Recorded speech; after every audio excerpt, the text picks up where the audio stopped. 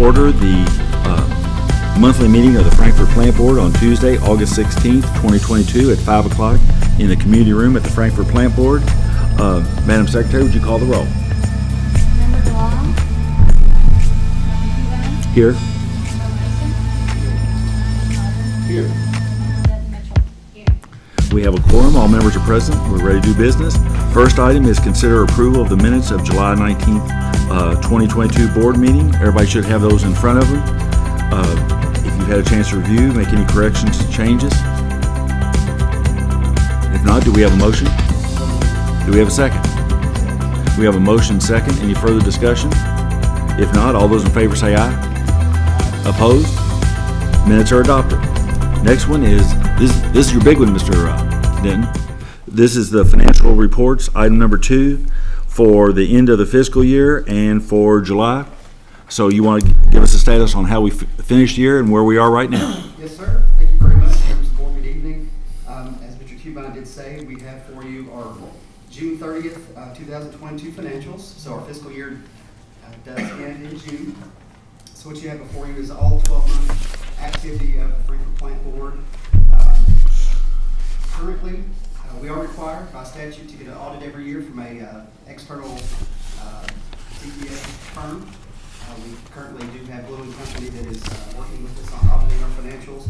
So what you have before you for our June 30th financials is what the auditors have in their possession and what they're auditing, those numbers that they're auditing off of. So I'll go ahead and start where we are for the year, page 19. This is our statement of net position, same as the balance sheet for a for-profit entity. You can see on line 60, total assets ending of the year is $215,900,000.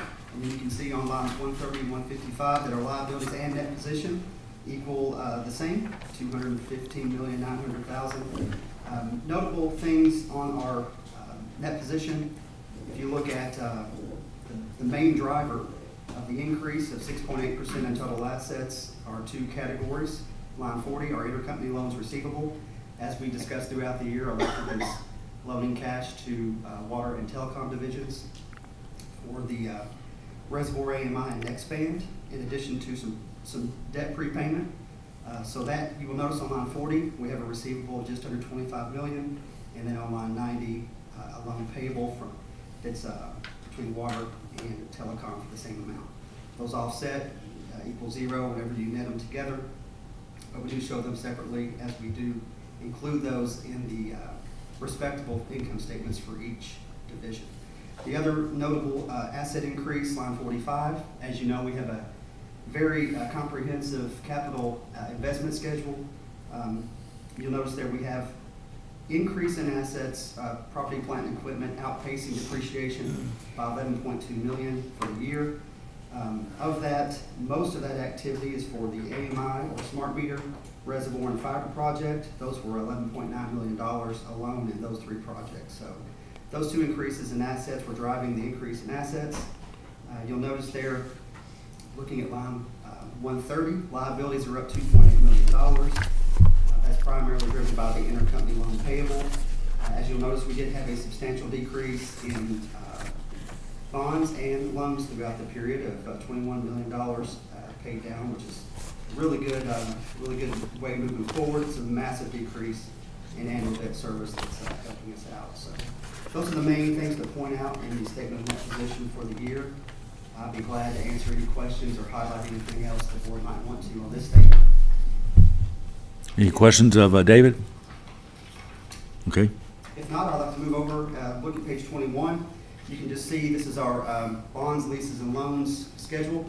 You can see we started out the fiscal year at over $27.6 million, paid down $21.1 million, leaving just under $6.5 million in our 2013 series bonds and our third lien lease. So we have significantly decreased debt service annually, a decrease of $3 million per year. And our major debt is the head end, right? Yes, sir. That was the head end, as well as some improvements to our hybrid fiber coax system. And then what we're reducing the head end, what, at $750? Yes, sir. That's $750,000 per year. So that pays off in June of 24, I believe. Okay. So here in about a year and a half, we'll be almost debt free. Yeah. Financial performance-wise, looking on page 24, I just wanted to highlight where we were for the year. Looking at budget to actual, we were about $500,000 below our targeted amount for the year, but we more than made up for that in cost containment. One of the biggest decreases budget to actual in our expenses was we had budgeted about $3 million for our pension adjustment at the end of the year, and that come in about $1.6 million in additional costs. So that was $1.4 million in a decrease in expenses than we expected. You can see there, when you look at, this is sitting on page 24, you'll notice that when we get to revenue minus our direct operating expenses, we're very much in line with what we thought. And then the reduction in operating expenses, we had a pretty healthy variance there, about $2.6 million better than expected, with that main driver, the difference being the pension adjustment. So, And you might explain, just for the board or anybody watching, as I understand it, we're paying our regular employer contribution on employees based on salary. correct. And then the pension system, CERS, based on the accounting rules, takes their unfunded liability and spreads that liability to all entities participating in the system. And basically, it's a paper entry. We're not paying that per se in, but that's what, if they dissolved, everything went away, that everybody'd have to pay in additional to pay out all current claims against the retirement system. Is that correct? Absolutely right. Yeah. Mhm. So, you know. But we have not, during the year, for our employees and everybody else, we've not been underpaying our pension contribution. We've been paying the regular contribution just like everyone else. Yes, sir, Yeah. absolutely. This is just a required GASB, generally accepted accounting principle, journal entry we have to make every year. So overall, you can see very steady revenue, below on expenses, better than expected year, and we did better than the prior year as well, actual fiscal year 21 actuals. So overall, pretty solid year. I'd be glad to answer any questions on where we sit for fiscal year 22. Let me just ask David, and then anybody else has any questions. We know how we finished the year, but as the year progressed, did you see anything the last 3 months of the year in terms of the way things are trending that gives you any concern for this current year going forward? I just think the current economic environment we're in with rising prices, I mean, that's just something that's, how long that's going to stay and how that continues to affect the plant board is definitely a concern. Our revenue is pretty steady. We're not really growing as a company. So if we can just, it'd be great to be able to have some growth in, of course, we want our lowest bills to customers possible. Right. But the more that we could grow as far as our current business environment here in Frankfurt, it would help the plant board out quite a bit with our fixed cost. But looking forward, as you see for July in our financials we provided, we had a better than expected month in July. So we're off to a good start. I think the main thing is just hopefully we can contain costs and stay below our budgeted amounts for 23. Does anybody have some questions for David? We'll be bringing the final audit to you. It could be as early as September, but probably October we'll have the final audit for you and can address 22 one more time. Okay. Other than that, I appreciate it. Okay. Do we need two motions or one, Hans? Do we need one for the June 30 financials and one for the July, or can one motion do? Excuse me, you could have one motion that approves, motion to Both. approve both June and July. Okay. So do we have a motion to accept the financial statements for June 30, 2022 and July 31st, 2022? So moved. We have a motion. Do we have a second? Second. We have a motion and second. Any further discussion? If not, all those in favor say aye. Aye. Those opposed? Financials are accepted. Thanks, David. Ms. Poe, anybody for public comment? No, sir. Okay. Informational items, Mr. Foster. As always, you're the master of ceremonies on this. Yes, sir. We will start tonight with the Network Operations Center. Darren Rambo is on virtually with us tonight. Darren, can you give us the Network Operations Center report? Yeah, hey, good evening, everyone.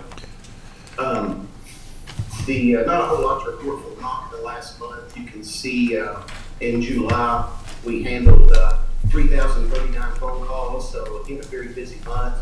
If you go back and look at these reports over the past 3 or 4 months, you'll notice those numbers have doubled and even tripled from the amounts we've seen in the last year or so. So it's getting busier and busier.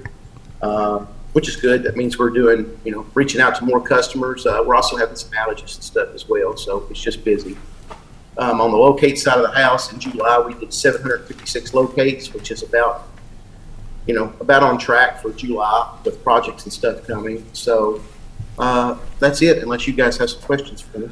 Darren, do you have any sense, or, and David was talking about growth, do you have any sense on the locates, is it just people wanting to move a bush and a tree, or do we actually No. have new construction going on? People building new homes, not at new? all. We have the bush and the shrub locates, obviously, every summer we do Right. those.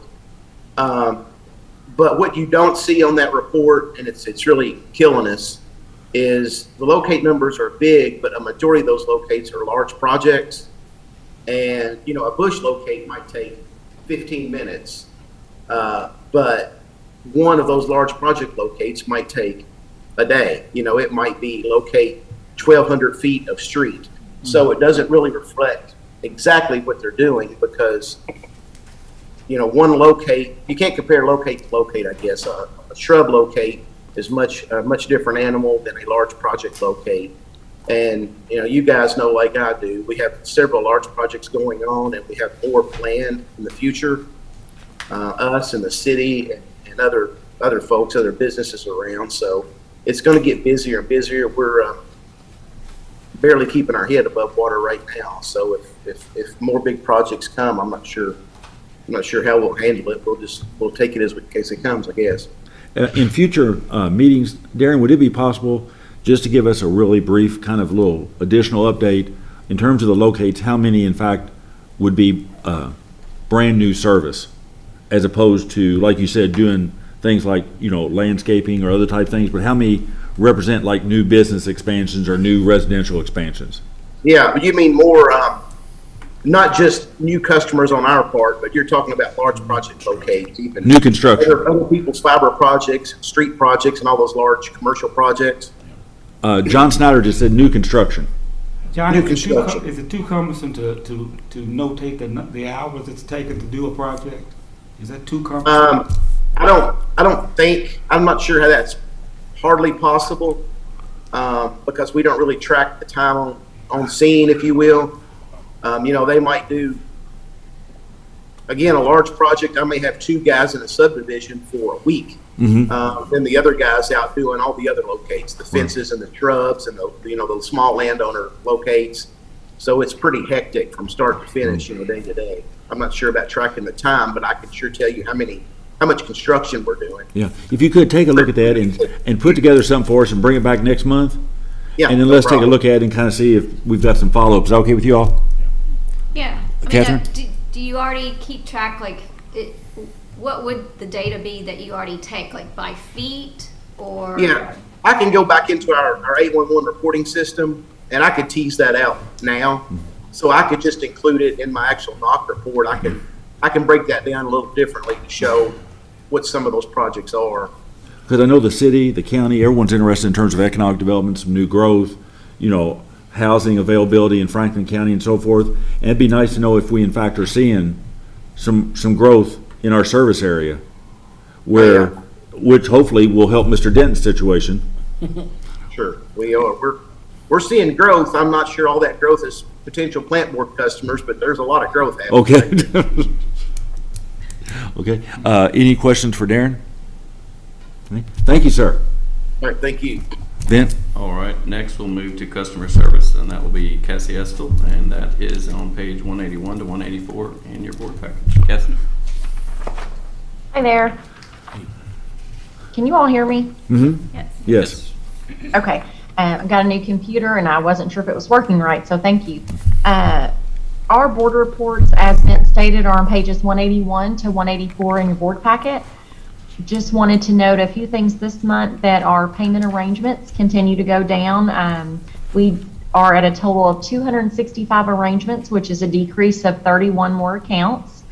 And then for our ACP program that we're trying to get people to participate in throughout the community, we're up to 556 accounts, and that is up 22 accounts from the prior month.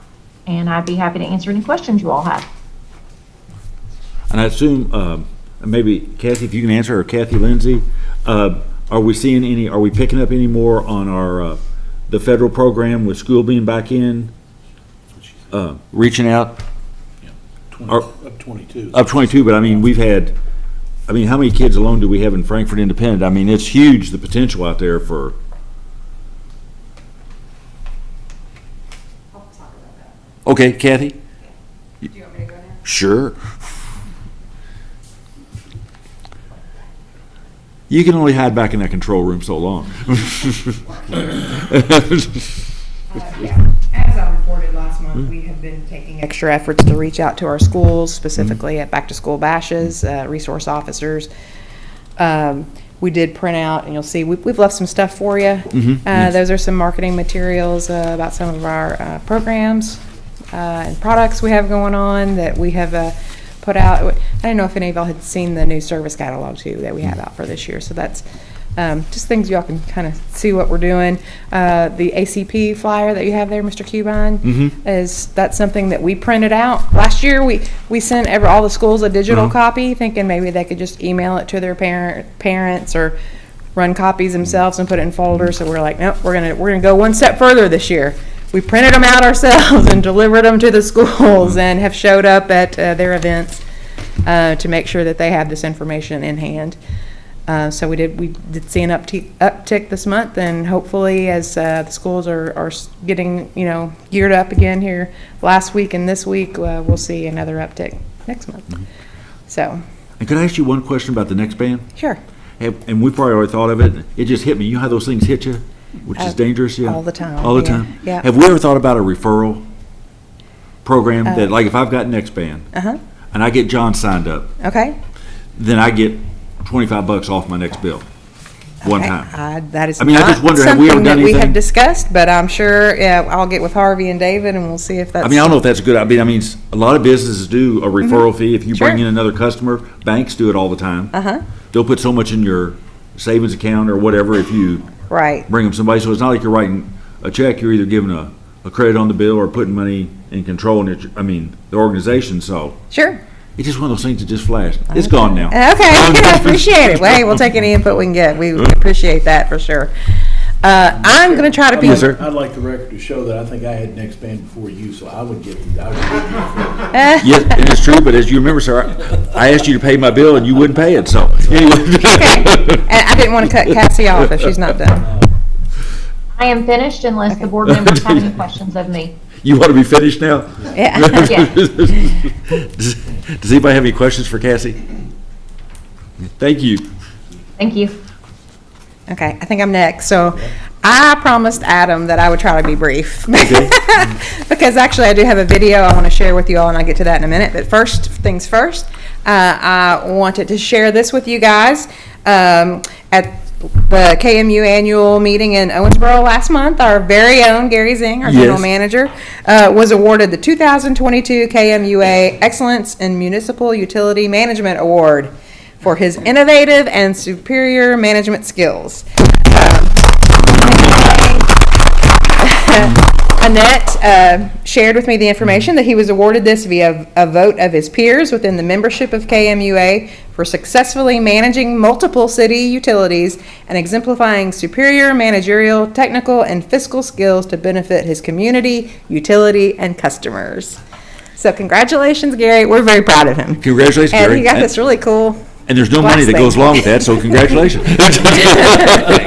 I really try to keep, first keep it quiet. Miss Cuban said, no. And eventually I agree. The bottom line really is, it's not Gary. It's the 211 people put in effort. The result of it, I think a lot of, I would say, reflect your decision too. I'm just in the right place. They give the credit. But I believe this is a Plan Board award. Well, not me. well-deserved award. Yes. Yes. Thank you. So thank you. Yeah, he didn't want to talk about himself. I was like, I'll talk about it. So the next thing I want to talk about is the only thing I want to talk about tonight, because I do have a video I want to share. Last week, Crystal Simpson and I were able to go to Letcher County to visit our water crew there. We took a camera for video and some stills. We got to interview James Dixon, he works there at the Letcher County Water District, and then one of our guys there, Bruce Bratton, we interviewed him as well. And so I just wanted to be able to share that. David, I'm not sure, are we doing photos first or video? Photos. Oh. You want me to give a little synopsis about the system? Just real quick. Just Yeah. real quick. This will only take a minute. Okay. So Letcher County, their water system has 200 miles of water main. They have approximately 2,900 to 3,200 customers. They have 6 pump stations, 8 water tanks, and this is what I've been told. So, and also they buy their water from surrounding counties, so they don't make their own water. They buy their water. So, I wanted to see all the pictures you took and the video, and Bruce, because I know how thorough he is, to see what all he's going to share. Bruce is going to give us the rundown. Yeah. So. But I did want to share that, and it's not in there. They have 4 employees who work out on the system, on the distribution system. So 4 and the terrain there is just like something that we've never seen before. The worst areas that you have to go to make repairs may only have 2 people on that line, but it's up in a holler, and those people need water.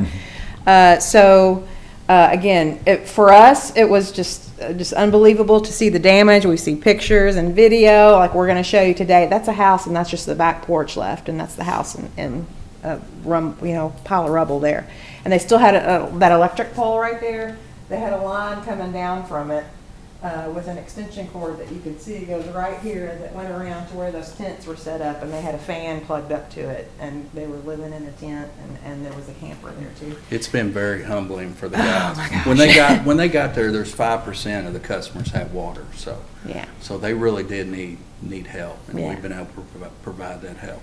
So we're proud of them. We talk about when we do mutual aid, our electric crew has a lot of opportunities to go do this. And from what we can tell, this may be the first time a water crew has been requested This for. is the first time Yeah. a water crew's been able to render aid to another county. So it's a big deal, and the guys really jumping to go help them.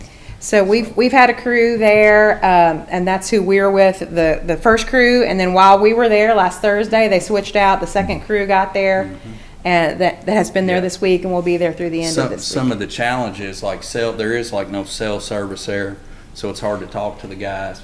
They'll usually give me an update in the afternoons. Trying to get lodging was a big deal. I mean, we didn't have anywhere to stay in Letcher County. The first crew went down in a camper and stayed at a campground. The second crew's staying about 30 miles, well, about 30 minutes out from where they're working. So Yeah. so When Crystal and I went on Thursday, whenever we've done this before, and we've gone to meet a crew, like last year when we went to Western Kentucky for our electric crew, we went to the area, and I knew that I could call Mike Aldridge and he could tell us where they were, and we would meet up with them. There was none of that happening in Eastern Kentucky. We went to the water district office and let them know we were there. They contacted our crews, and there was no us meeting them there, because they were like, "You will never find us. You will never find us." So Bruce came in the truck and picked us up and put us in, and we were with them the rest of the day. We we had a day in the life of the water crew, and it's again, I teased because Crystal was with me, and she kept saying, just the flood damage was one thing, but she was like, "I'm just a girl from the suburbs of Chicago." So just being here anyway and seeing, the lifestyle of Appalachia and Eastern Kentucky was just all new to her. And so we were so proud of our guys, and we did some video, and we're putting together a package for the show, but Zach put together just kind of a rough cut of the interviews we did, just so you can see and hear from them what they've been doing. So here we go. And the first person you'll see is James Dixon, and he's from Letcher County Water he was District. the representative that was with our people down there. Right. Oh, and I will say, and this is so funny, the first crew, that they were so disappointed that they hadn't seen a bear. Oh, is that? They wanted to see a bear or a snake. Hadn't seen either. Some of them don't.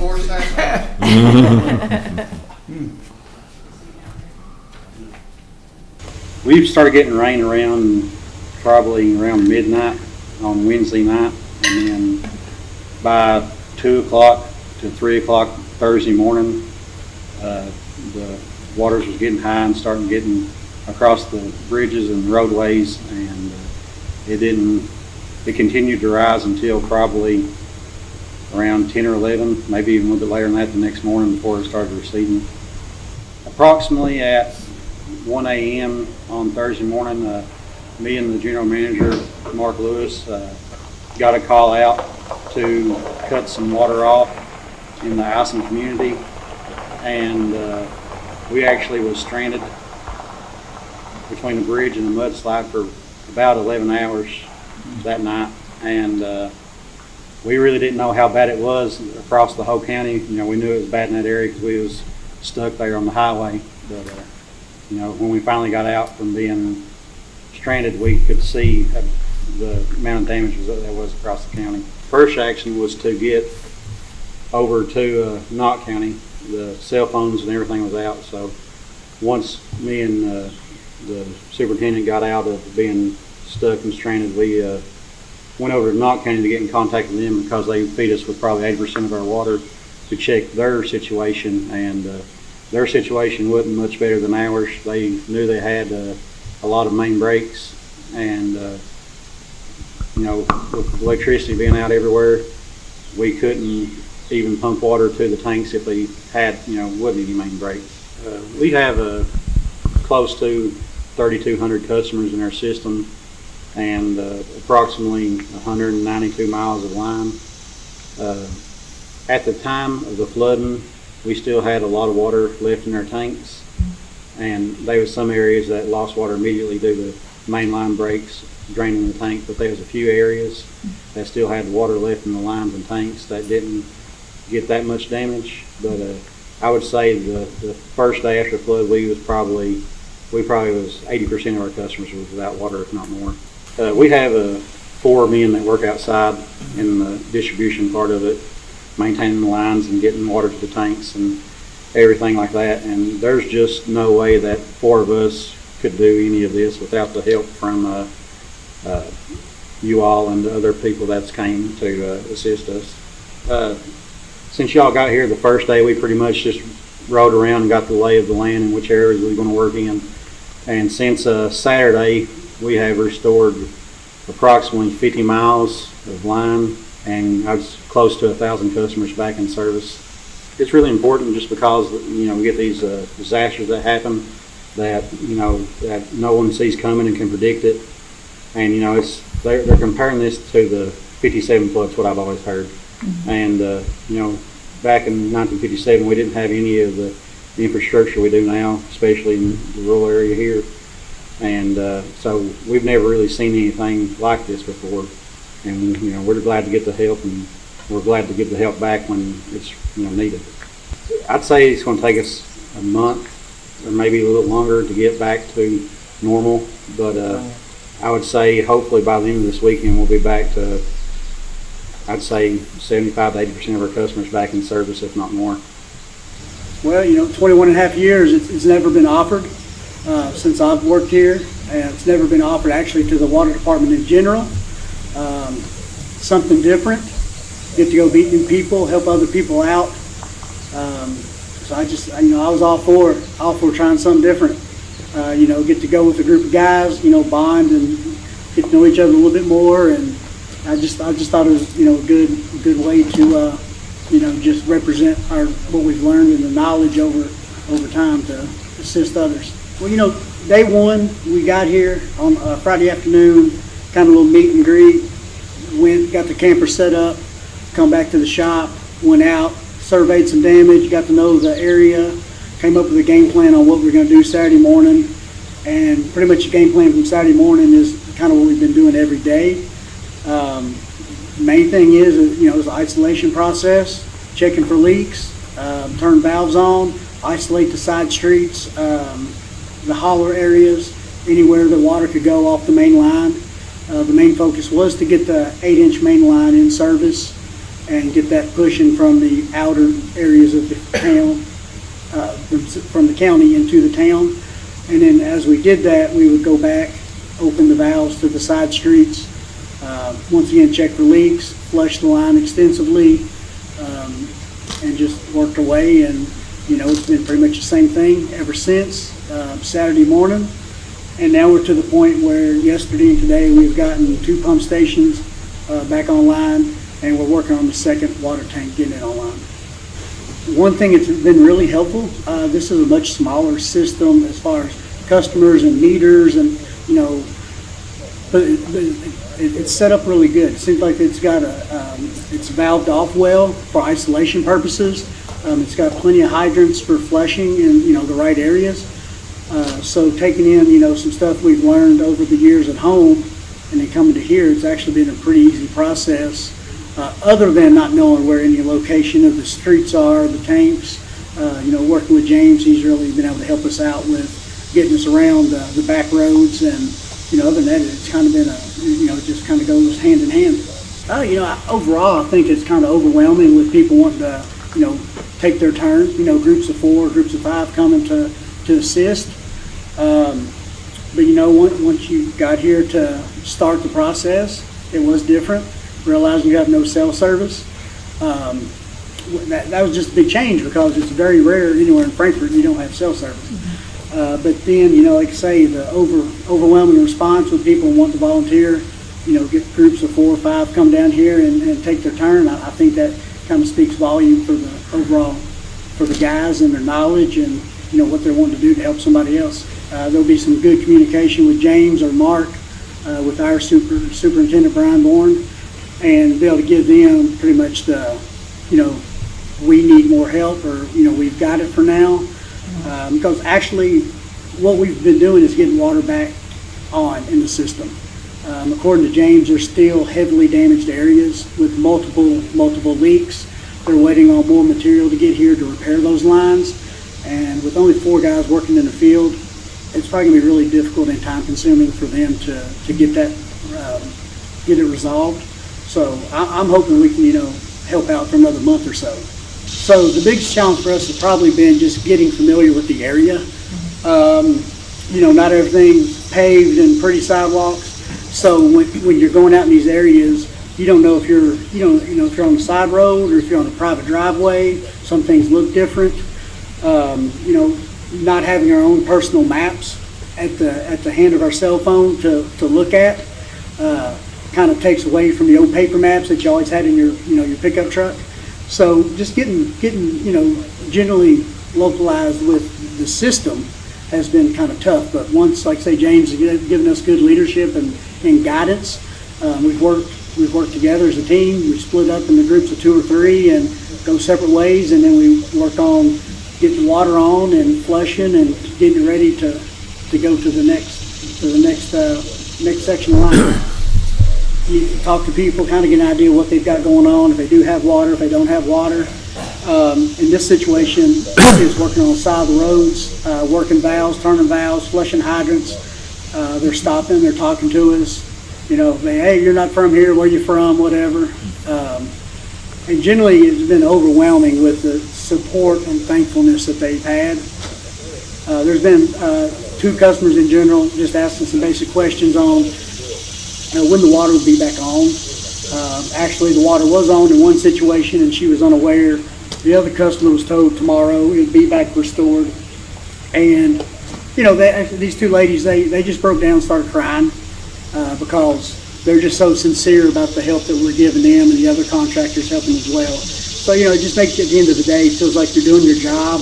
Plus, you know, people are they're just really thankful, appreciative, you know, all the above. You know, it just makes you feel good about what you're doing. Yeah. Biggest reward is, you know, seeing these people be so thankful, being appreciative. You know, a lot of these people have lost virtually everything, but then they're still offering, you know, you need any food, you need any water, you know, anything like that. Seeing them emotional and upset, crying out of happiness, it just makes you feel like, you know, once again, you're doing your job, and you're reaching out to another community that's been really, really damaged, and you're going above and beyond what your basic job title is.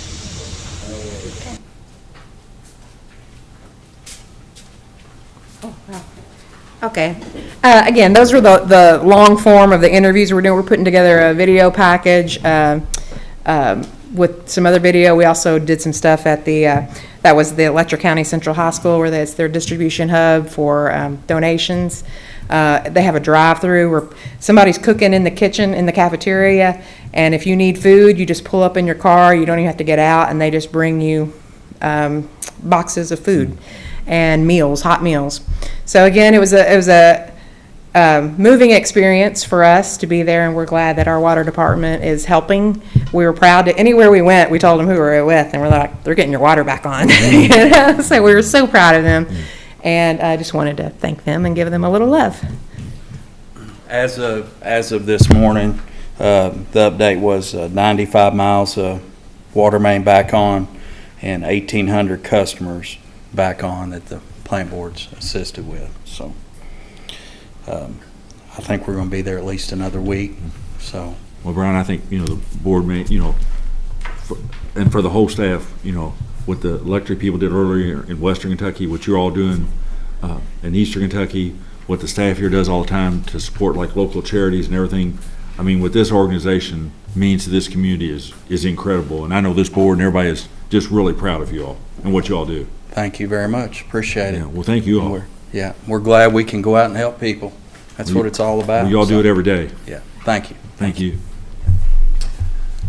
All right, the next department we'll talk about is telecom, and that's Superintendent Adam Heller to give that report, and that's on page 185 through 188 in your board package.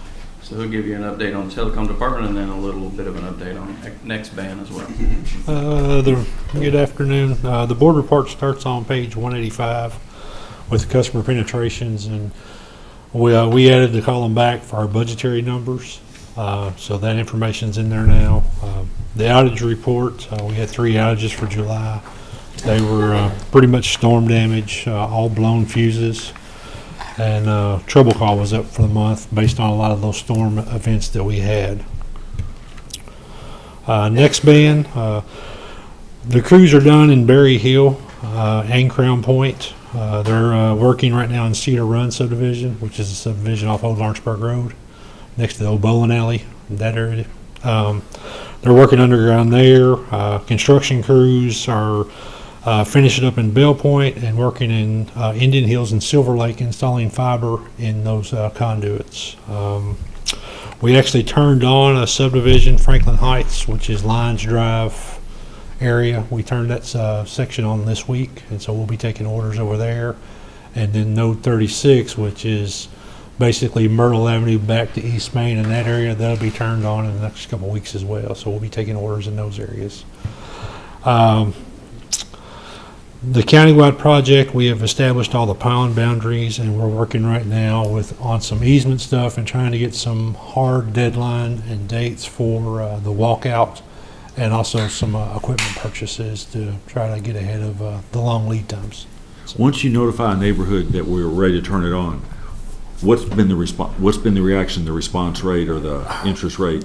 To be honest, we've been so busy we don't know. Yeah. I mean, just with everything going on, I can't really track that. We could probably come back and know. It seems like we'll get when we first turn the area on, you'll get a burst of customers come through, and then a lot of times, and we'll talk about it later on with some agenda items. We're trying to get those scheduled and get everything going, so we kind of lose track of how many we're actually taking on, but we're trying to keep the wait times at a minimum.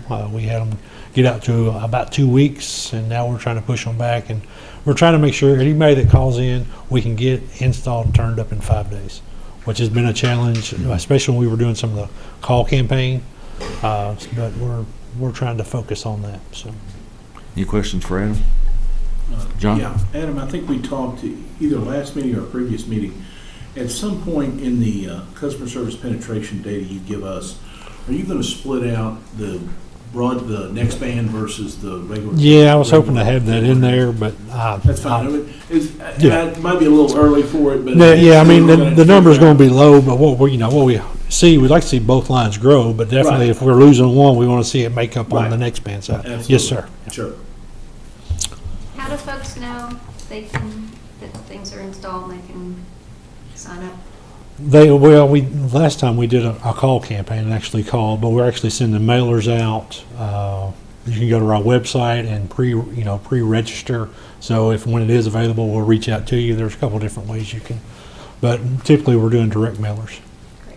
And can people go on the website and see exactly what's going on and when their areas? They can put their address in and it'll tell them if it's available. I don't know how far out in the future it goes because we were cautious on how far out we wanted to go, but yeah, they can get the information on the website. Okay. Thank you, sir. Thank you. Okay, next we'll move to electric. I think we have Scott Hudson on virtually here. And the electric report is on page 189 through 196. Scott, are you online? Yes, can you all hear me? Yes. Okay, yes, as Vince said, we start on page 189 for the month of, we're in July. We were at, on our SAIDI reports 26.159. We had a total of 41 outages for the month, and we had a total of 308 customers affected. I'll be happy to answer any questions you may have. Any questions for Scott? Okay, next we'll move to Travis, the Chief Electrical Engineer. He'll give us an update on AMI and talk about some of these items. Sure, thank you. So as of the 1st of August, we're at 7,728 electric installs and 5,473 water installs. We discussed last month a little more thorough AMI update. I think there were some questions about where we are deployed and what our deployment strategy was going into AMI. So beginning on page 193 of the board package, I've included 3 maps in there that shows our current deployment status. The first one, electric and water combined, and then I broke it out into 2 separate maps, electric only, water only. And if you look at the 2 electric and water maps, you'll see that for the most part they line up 1-to-1, more or less, but there are a few areas where we may have water only or electric only. In terms of the deployment strategy, there were 2 primary drivers we were trying to achieve: minimize the customer impact and get it built as fast as we could without getting too far ahead of ourselves to where we were making mistakes. So how we approach that in practical terms: number 1, we wanted to follow the network. So we would build a network site. We pick network sites that would pick up the most customers, build the network, and then deploy meters in that area. Doesn't make any sense to put a smart meter out with no network coverage. So that was our first kind of task. Second, we targeted entire meter routes. Basically, that was to avoid any unnecessary headaches with the existing meter reading staff. To do half a route that was over the air, half the route they've got to go do, it just became messy. So that was another driver. Try and do an entire route. Once you start it, finish it. And then third, replace the oldest equipment first. A lot of that oldest equipment would be manually read, so you can think maybe like a disc meter. You actually physically have to walk up to it and take a reading as opposed to a drive-by. So those were kind of the 3 points we tried to follow. Again, that was the plan from the start. Things, of course, have changed a little bit due to the supply chain shortages. We really pivoted from stick to the plan to build what we have. So say, for instance, if we had 1,000 electric meters on the shelf and 0 water, well, those electric meters weren't doing us any good sitting on the shelf, so we would go ahead and deploy those. So it's been piecemealed more than we would have liked, but we're trying to build what we can with what we have and just, again, keep working through the material shortages. No real substantial update on that front just yet. I'm hoping by the end of this year, over the next few months, we'll have a little bit more firm update when they'll be able to fulfill deliveries, but that's kind of the current state of it. Any update on the supply? I mean, is it just, are we getting anything in, or are we just sitting waiting for weeks? Or yeah, water's getting a little bit of material. They're getting enough to do, a 50, 100 here or there. So they're kind of steadily moving along. We've got a little bit of electric in stock, but we're gonna keep a handful on hand just in case maintenance needs or new development. So electric's been pretty dried up for a while, and we're just kind of hanging on to what we have to meet maintenance needs. So. Any questions for Yeah, John? Yes, sir. Right now, 7,700 and change on electric, 5,400 and change on water. Right. Total numbers we're going to need when this is fully implemented are 21,000 electric and about 17,000 water. Okay, thanks. Yep. Appreciate it. Yes, sir. Other questions? Okay. Travis, thanks, sir. Thank you. Vin? All right, next we'll move to the SEPA report. That is page 197 to 199 in your board package. You'll notice for the month of June, we cleared $490,430. So that for the calendar year, that brings us to 1.33 million. And you can also see on the next pages, we have the month-over-month comparison. And then on the last page of the report there, 199, we have the history of SEPA. You can also see when you look at the 198, when you look at the month-over-month, you can see, if you remember how hot June was and the market prices for energy were through the roof, and everyone in the country was, or the Midwest certainly was struggling with their energy prices, the market was up. So that explains the higher margins that we're able to get on the SEPA energy for that month of June. I'll be happy to answer any questions the board might have on SEPA. For how SEPA came in compared to what we budgeted, David, how did we do on that? For the year of 2022, let me get back to you on that, Mr. I've got it handy if you ahead. want. Sure. So for the budget year, again, June ends the budget year 21-22. We had budgeted 830,000, so we made 1.99 million, so almost 2 million. This year we have budgeted 1.3 million, again, not knowing. We upped it significantly due to what the market's been. So 1.33 is what we have in this current fiscal year, which will be starting with the next month's report. Any questions for Vin? If the board doesn't have any more questions there, I'll turn it over to Gary for the KYMEA report. I really don't have much new, but one thing I do want to draw your attention is the KYMEA, since they started a new year operation since July 1st, which is the first year we don't have the 100 megawatt coal from Illinois anymore, and also reflect the new market condition currently. And talk a little bit more about the market really have a very high price compared to what we have in the past. What happened is I heard, which is I will confirm report you later because I didn't see the report yet. KYME cash dropped 5 million in the first month's operation this year. The reason is because the cost increase, but they keep the contract sell to the member. It's just almost same like last year.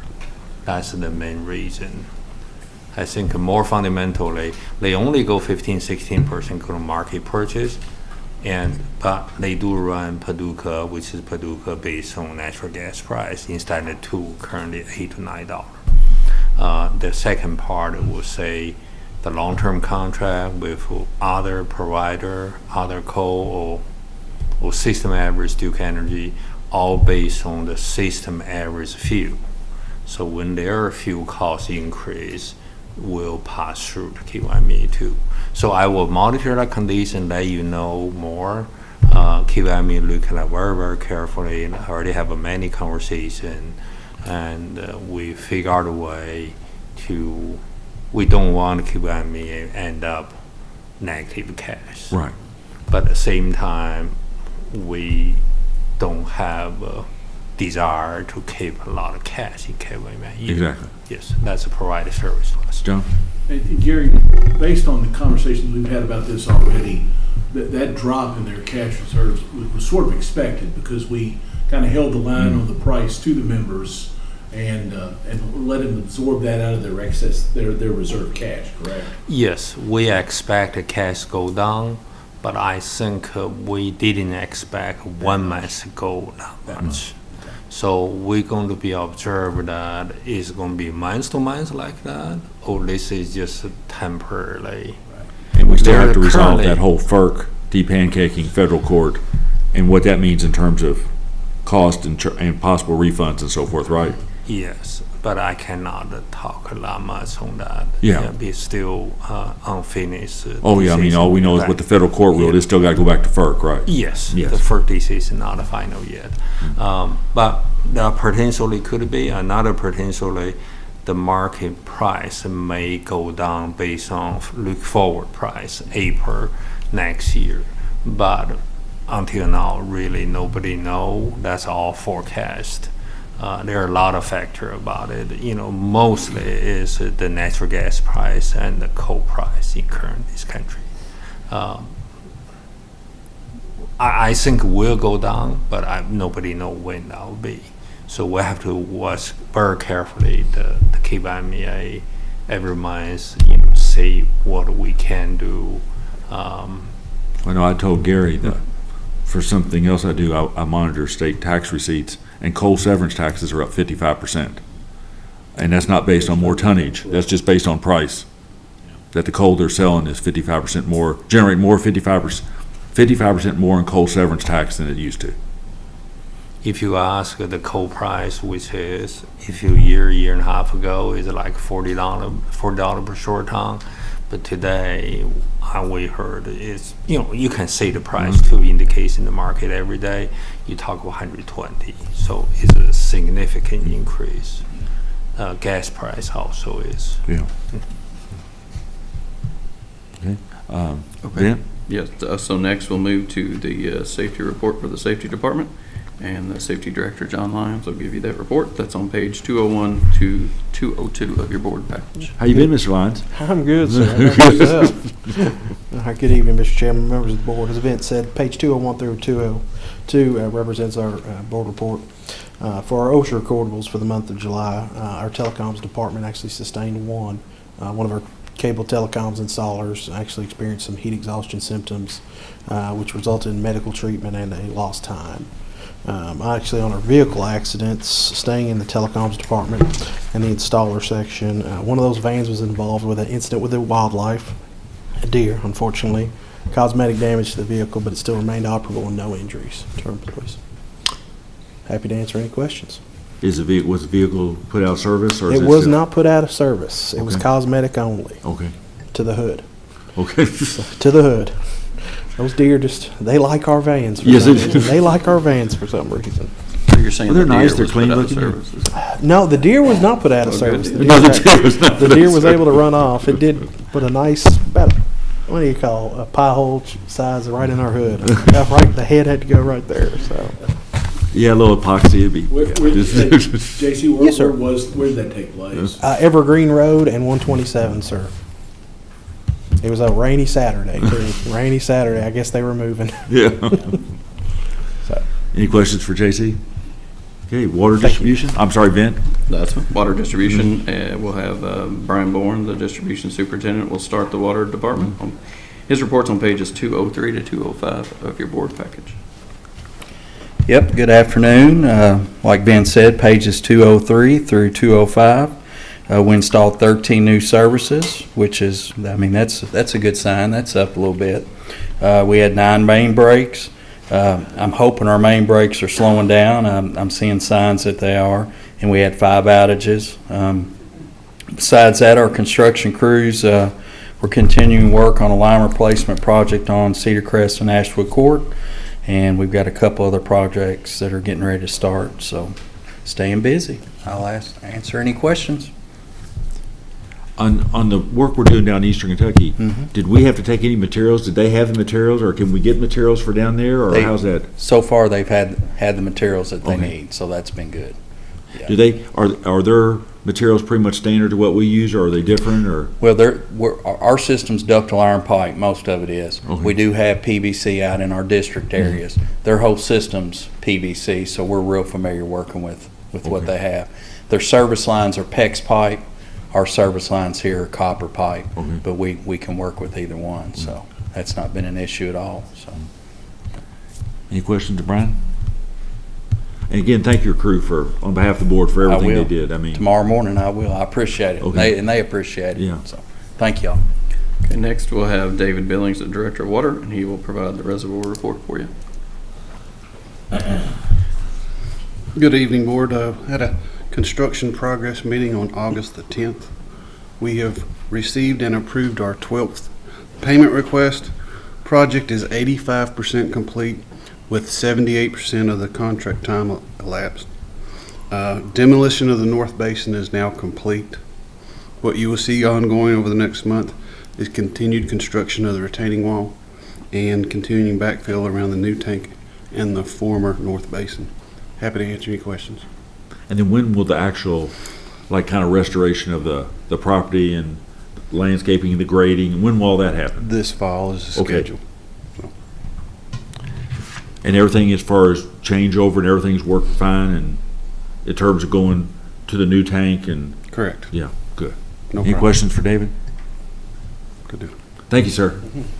Okay, next we will do the water treatment plant report on page 207.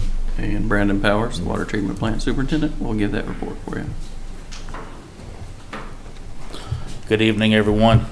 For the month of July, the water treatment plant treated 269,450,000 gallons of water for an average daily production of 8.69 million gallons per day. Lock 4 averaged 5,929 cubic feet per second for a daily average of 3.83 billion gallons per day. There were 7.3 inches of rainfall recorded in the watershed for the month of July. And if you have any questions, I'll be happy to answer them. Chemicals and everything, supplies, everything working? So far, we just, other than the one hiccup with the carbon, we're Yeah. fine. So we're able to get everything. Just we have to order a little further out. Yeah. So maybe a week early or something like that. But other than that, it's fine. Any questions for? Okay. Thank you, sir. Thank you. Which is a good segue into the next item, which is, as you know, for the last several months, staff have been working, Vint, Gary, David Denton, Hans, looking at our whole procurement policy. And what Vince is going to present here is we got a couple things. One, some updates with current statutes. And two, we've had what appears to be certainly a current problem. How long-term, we don't know, but the ability is, in some instances, we need to be able to move quicker when we bid something or we try to buy something and vendors are telling us, if you want that price or you want this delivery date, we need to know now, not when your board meets. We need to know now if you want it. If not, we can't guarantee what's going to happen. So we've tried to look in terms of kind of compensating or what's proper oversight for this board, the transparency, what's our ability to get the service, the items, and the pricing to protect our ratepayers. And I know Vint and all of them have done a great job on this. So Vint, with that, I'll turn it over to you, sir. Okay, thank you, sir. You gave a good introduction as to why we're doing that, but as the board is aware, the current supply chain situation has created numerous challenges to the plant board's ability to procure material in a timely manner and to maintain adequate material inventories. The continually changing and limited availability of materials in the marketplace has created a situation where there is a need to increase our ability to quickly secure those items. Under current practices, some of the more scarce material items are spoken for and disappear from the vendor's inventory before the purchasing procedures can be applied and the purchase approved. In short, our current purchasing policy needs to be a bit more nimble so that we can quickly respond to material availability. So what we're proposing today is two changes. Number one, we are proposing that currently what we have is between $2,500 and up to the bid amount $30,000. We require 3 quotes. Well, as you can imagine, on a utility side, $2,500 doesn't go very far. Almost any purchase is going to run into that. And when we're trying to get 3 quotes nowadays, it's very difficult to do. Vendors are so busy, and we wait a lot of times and miss out on. We'll have a low quote or 2. By the time we get 3 of them, the first one's gone. So the recommendation is that we require no quotes for purchases less than $5,000. So rather than $2,500 and less, no quotes, it's $5,000 and less, no quotes, and then require 2 quotes for purchases between $5,000 and $30,000, where before that was 3 quotes. And then the next, our current practice that we have done here for quite a few years is that the board approves almost all of our bids and purchases above $30,000, even if it's in the budget and even if it's under the budgeted amount. The ability for the GM to approve bids has always been allowed in our policy that is currently in place, but it just really hasn't been the standard practice for probably 8 or 9 years or so. We've kind of moved into this situation where we bring all of them to the board, and again, good oversight, no problem there. But it does add 2 or 3 weeks sometimes or more delay in getting things approved, taking that particular step. So to address the issue, the recommendation is to have the GM directly approve some critical bid awards when they are included in the budget and under the budgeted amount. And when waiting on the board approval would result in a delay of the product or a higher cost as well. Under the proposed language, the board would then ratify and adopt the purchases at our next regularly scheduled board meeting if we implement that particular thing. So those are the two changes that we're really proposing here. I did update some language in the policy. I don't think the policy language itself had never been updated to the law where they changed from 20,000 to 30,000 as the bid limit, even though we operated under the 30,000 when the law changed. But so I cleaned up that language. What you see in your board package is highlighted in yellow, the changes that reflect the things I just summarized for you. The proposed changes, I think it's important to say that they do not alter any of our current purchasing authorization levels, and the existing checks and balances on all spending levels remain in place. So depending what department head checks it, and then it moves to the next level, if myself or David Denton would be checking purchases and then moving to Gary, those all stay in place just the way they are. So the existing policy as well as the recommended modified procurement policy are provided for you in your packet, as I said, and the recommended modified procurement policy has been reviewed by the purchasing agent, our finance director, the chief financial officer, and our staff attorney, and myself, of course, as well, and it meets with our approval as we reviewed it. I'll be happy to answer any questions you have. I also have, obviously, Hans, David, our purchasing department here, if we have other questions or we need to go into more detail on some things. John? Yeah, thanks. Thank you, Vin, for that summary. You know, the raise from 2,000 to 5,000, we've had some talk kind of back and forth about should it be 5, should it be 10, and kind of felt like 5,000 was a kind of a moderate step and see how that works. And Sure. if we need to raise it later, we can. I don't mind lowering and getting 2 bids instead of 3. And the last thing you talked about, the general manager's authority, it's my understanding you've talked to us about the fact that we've gotten some of these bidders that have come back to us when they've given us bids saying, you know, this price is good for a week, or this price is good for 3 or 4 days. And, you know, if we're on the 22nd of the month, you know, we've got another month before we have another regular scheduled board meeting. So the question is, do you call an emergency board meeting or a special board meeting to approve one contract, or do you trust the general manager to, you know, like I said, it's written in the policy. It has to be it has to be a budgeted item. It has to be within the budgeted amount. You know, and they have the leeway to do what they need to do. I think, and especially now with what we've seen with purchasing going, where, you know, we go to some of these purchasing, we go to some of these bid items, and people are not guaranteeing us prices and saying, you know, the price, you know, we'll give you this price right now, but the price may vary 6 months from now on a bid, which I didn't think was something people did, but apparently that's what we're doing in this new Wild West of purchasing we've got. But if we can, I think it's a way that we can streamline the operations, and more importantly than anything else, like Vince said, these decisions that Gary makes, if he has to make this decision, or whoever the general manager is, they have to come back to the board at the next meeting for our approval. So we're going to know about them, we're going to approve them, and if we feel as a board that they're starting to get out of line, I don't necessarily think that's going to happen, but if we feel that way, we can come back and change this purchasing policy anytime we want to. So that's kind of my feelings on it. And if you look on page 3 of the handout, highlighted the yellow language, it basically says if the general manager determines based on written documentation, not just, you know, I've decided this, but documenting and writing that certain items are necessary to carry out essential functions and they're budgeted, and pricing can be substantiated based on bidding or price quotes, and failure to act will result in either higher cost or timely receipt of materials, the general manager, with immediate notification of the board, may act immediately to secure items, and then it'd be ratified at the next meeting. And basically the criteria would include it's an emergency condition that existed, materials or equipment were not available in the open market, and the materials were purchased from an existing bid that has been continued.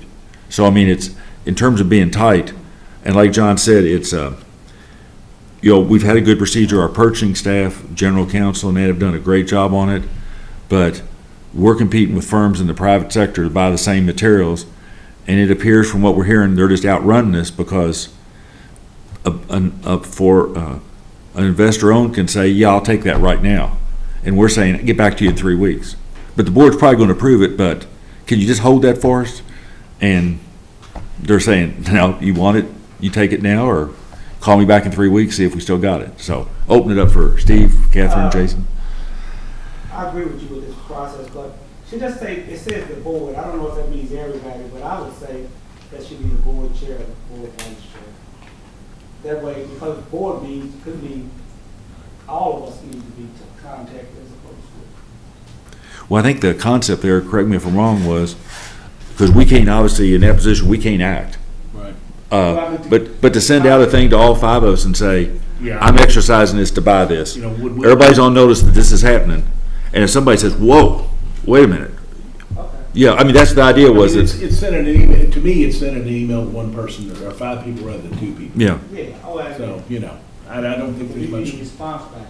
No, No. no, we're not asking for a response because we're not able to do the business. Now, if there are concerns, then, like I said, at a meeting, we can bring that up, and that was the kind of the intent behind it, I think. And another thing is just knowledge for the board members, that if, a week later, you're going somewhere and you say, well, I heard y'all spent $100 and some thousand on that without bidding it, you can say, no, wait a minute, here's what we did and why we did it. Not just we did what. So it's those deer in the headlights moment that we try to avoid, so. Any questions to David or Hans or Vint? Like I said, they've done a great job of working through this, and I know they've gone through all kinds of versions and that, trying to come up with offsetting the need to act with transparency and notice, and hopefully maybe in a year or 2 years this will end, but I'm afraid this is probably the new normal in purchasing, especially, and we're going to see it more and more in cable, other places. We're competing with every cable company in the nation to buy materials. I mean, it's just the new norm, unfortunately, so. If there's no further questions of Vint, do we have a motion? Mr. Chairman, I make a motion that we adopt the proposed changes to the FPB procurement policy number 16 as outlined in the documents given to the board. Okay. Do we have a second? Jason's a second. Any further discussion? If not, all those in favor say aye. Aye. Those opposed? Vint, Hans, David, thank you all for all your work on this. I mean, I know you spent a lot of time on it. Okay, next item is item 5.2. Consider approval of professional services contract between wet or dry tank inspection services and FEWPB for services related to Taylor Tot tank rehabilitation in the amount of $64,000. And you might tell everybody where this one's at, David. I will. The 1 million gallon tank on the east side of town. It's located behind where the DLG offices were. It's elevated steel tank. It's in need of some repainting and updo on the exterior coatings. We contacted Wet or Dry. We've used them in the past. They did an excellent job on the 127 tank. We negotiated the contract price for $64,000. We'll take their technical details. We'll advertise them. We're primarily using Wet and Dry for the specifications in the contract administration overseeing of the project. And this is not the tank at Cracker Barrel. This is the other one on that side of town, right? This is the other one on this side of town. Not the concrete tank. Right. Okay. It's behind the Christian Academy, I think. So. Yeah. Yeah. Yeah, kind of back there as well. The current budget includes $500,000 for the project. Contract was provided to the staff attorney for review, and staff recommends that the board approve the contract with Wet and Dry tank inspection services, contingent on receipt of required certificate of insurance. Any questions for David? What was the amount for the tank on 127? It was $43,000. This tank is twice the size of that. Any other questions for David? Not, do we have a motion? We have a motion, do we have a second? Second. We have a second. Do we have any further discussion or questions? If not, all those in favor say aye. Aye. Those opposed? It's approved. Thank you, sir. Well, you're still here. Number 5.3. Consider approval of amendment number 1 between Strand Associates and FEWPB for additional construction-related engineering services related to reservoir construction for a net increase of $32,000. Mr. Billings. At the April 2020 board meeting, the board approved a professional services contract with Strand for final design and construction-related activities for the new reservoir. This amendment adjusts the existing engineering agreement to reflect the construction schedule extension that the board approved last June. The main change is the reduction of the reservoir monitoring program from 36,000 down to 2,100. That's what we've spent to date for that. That's no longer needed.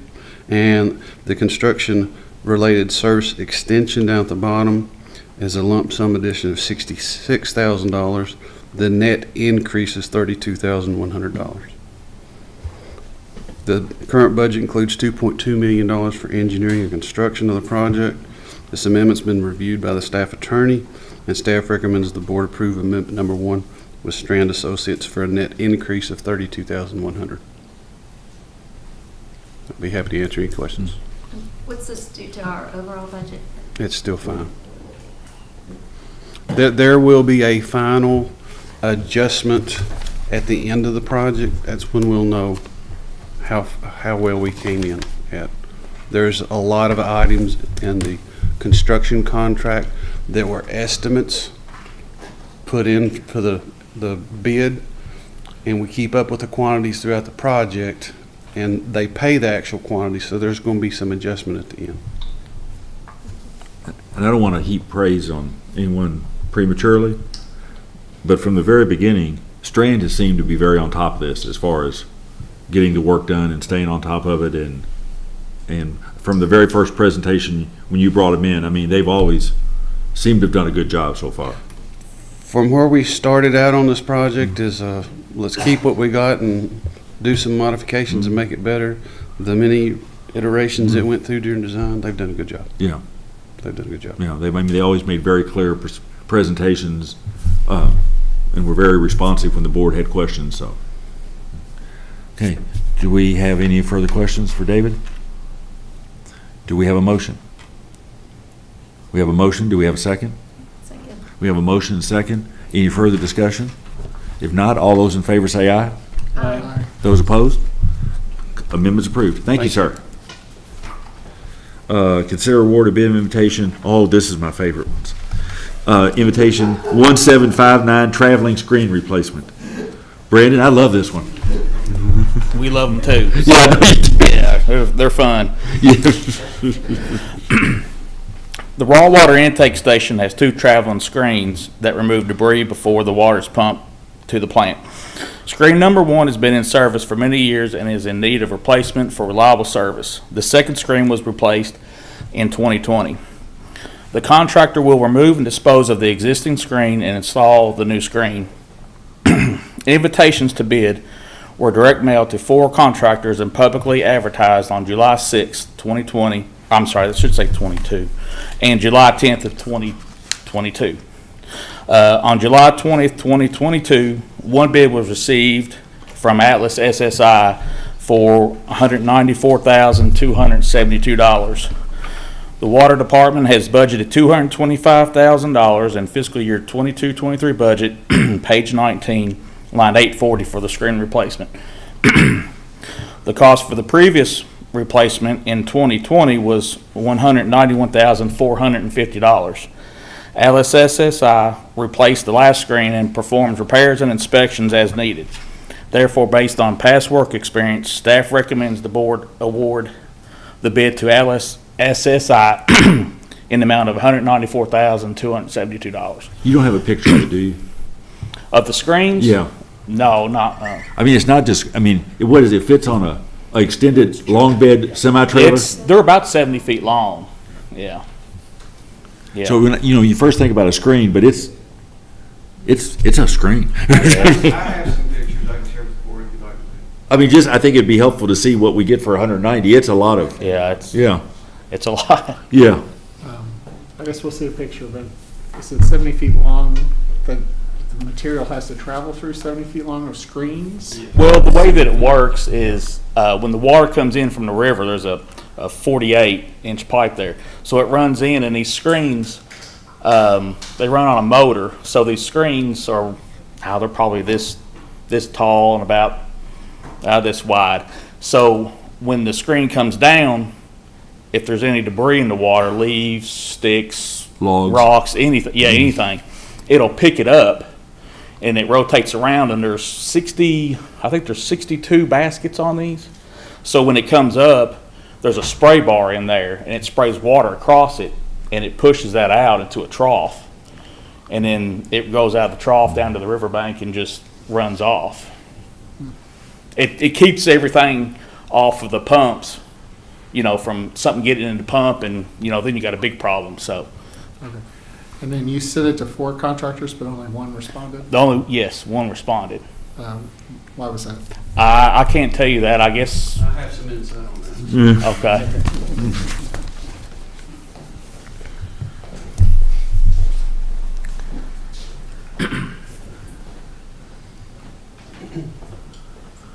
So a day or two before the bids were due, I started getting calls from other contractors that wanted to do the work. They were being misled by some of their manufacturers that they go to. Anyway, what makes Atlas different is they manufacture the screens and they install them. So they want to keep their workers busy. Other screen manufacturers manufacture them and sell them to contractors. So the normal contractors, we would normally have 3 or 4 others that would be interested in this. I don't think Atlas was willing to sell the screen to them. But the last time that they did it, Atlas beat the socks off everybody else because you're dealing with one company for both. So they're really $60,000. the specialists who make the screens. They make the screens and they install them and they maintain them. They inspect also. They do our inspections. And we are small potatoes compared to the electric industry. Although cooling water intakes on the Ohio River, that's their bread and butter. Okay. Isn't this manufactured out of Mississippi, doesn't it? Isn't that right? Gets shipped down there or that's where they make it and ship it out? They've been great to deal with. Yeah. Great. Thank you. Okay, any other questions for John? John, I know these screens. I remember back in 2020, originally it was a maintenance thing. Yes. We approved a bid for maintenance, and then they got it and said we need a new one. Yeah, it was way beyond repair. Way beyond the useful life. These will have to start. How often are these things the new ones maintained? The one we installed in 2020, 2022.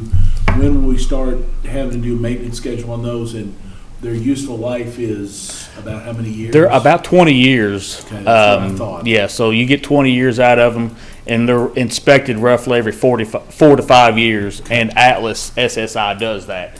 So they can come in and they bring divers with them, and they can dive if they need to, and they're a one-stop shop. So And if they do repairs, my understanding is they'll pull the screen, we'll use the other screen while that one's in play, and then they'll take it off site to repair it most times, correct? they can do that, and they can also do on-site repairs too. Depending on the severity okay. We can valve that off. Okay. There's 2 valves. If we can just close the one, if they're working on one, you close it off, and it just flows through the other side. Right. That's it. Okay, any other questions? Okay, if not, do we have a motion? We got a motion, do we have a second? Second. Okay, we have a motion second. Any further questions? If not, all those in favor say aye. Aye. Those opposed? Congratulations, sir. Got you a screen. Yeah. Item 5.5, consider award of bid invitation, 1761, contract labor, coax cable installations, JKC Communications. Adam. Yes, sir. Members of the board, staff recommends award of bid invitation 1761 to JK Communications for HFC installation assistance. They've actually done work with FPB as a subcontractor under a different prime in the past. This other item ties to that, but we split these up. The last time we sent out for bid, we sent out a bid for fiber installation and coax. We split it up, thought we'd get more responses. The good news is it looks like it's about 12% lower than the last contract we had. So, like I said, they've done work in the past as a secondary contractor under FPB.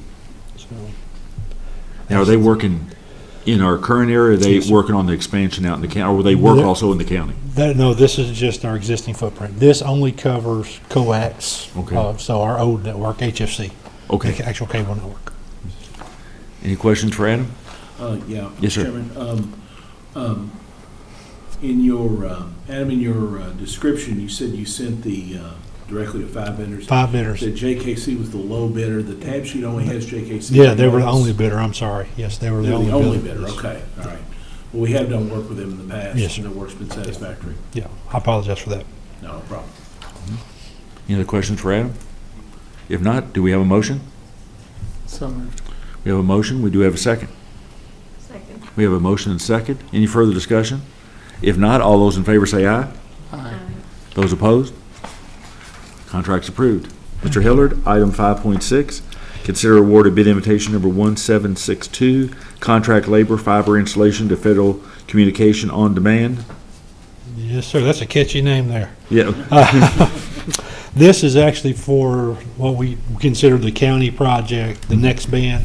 This is installation service for that service. And like I said before, we split it up, sent out 2 separate bids.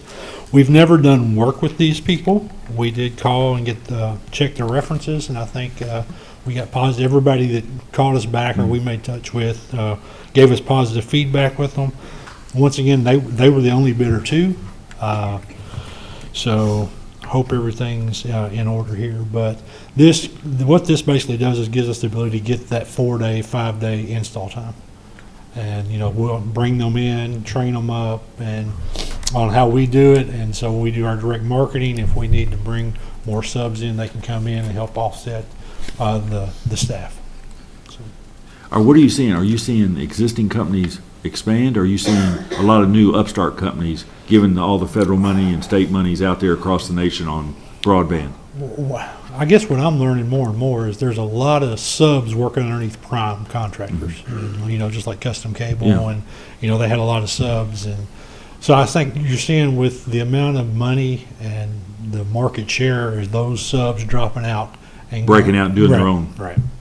Because now, there's enough work for everybody to be their own prime at this Yeah. point. So. Any questions for Adam? Okay, if not, do we have a motion? So moved. We have a motion. Do we have a second? We have a motion and second. Any further discussion? If not, all those in favor say aye. Aye. Those opposed? Contract's approved. Thank you, sir. Thank you. Consider approving amendment to Rovi agreement. Harvey?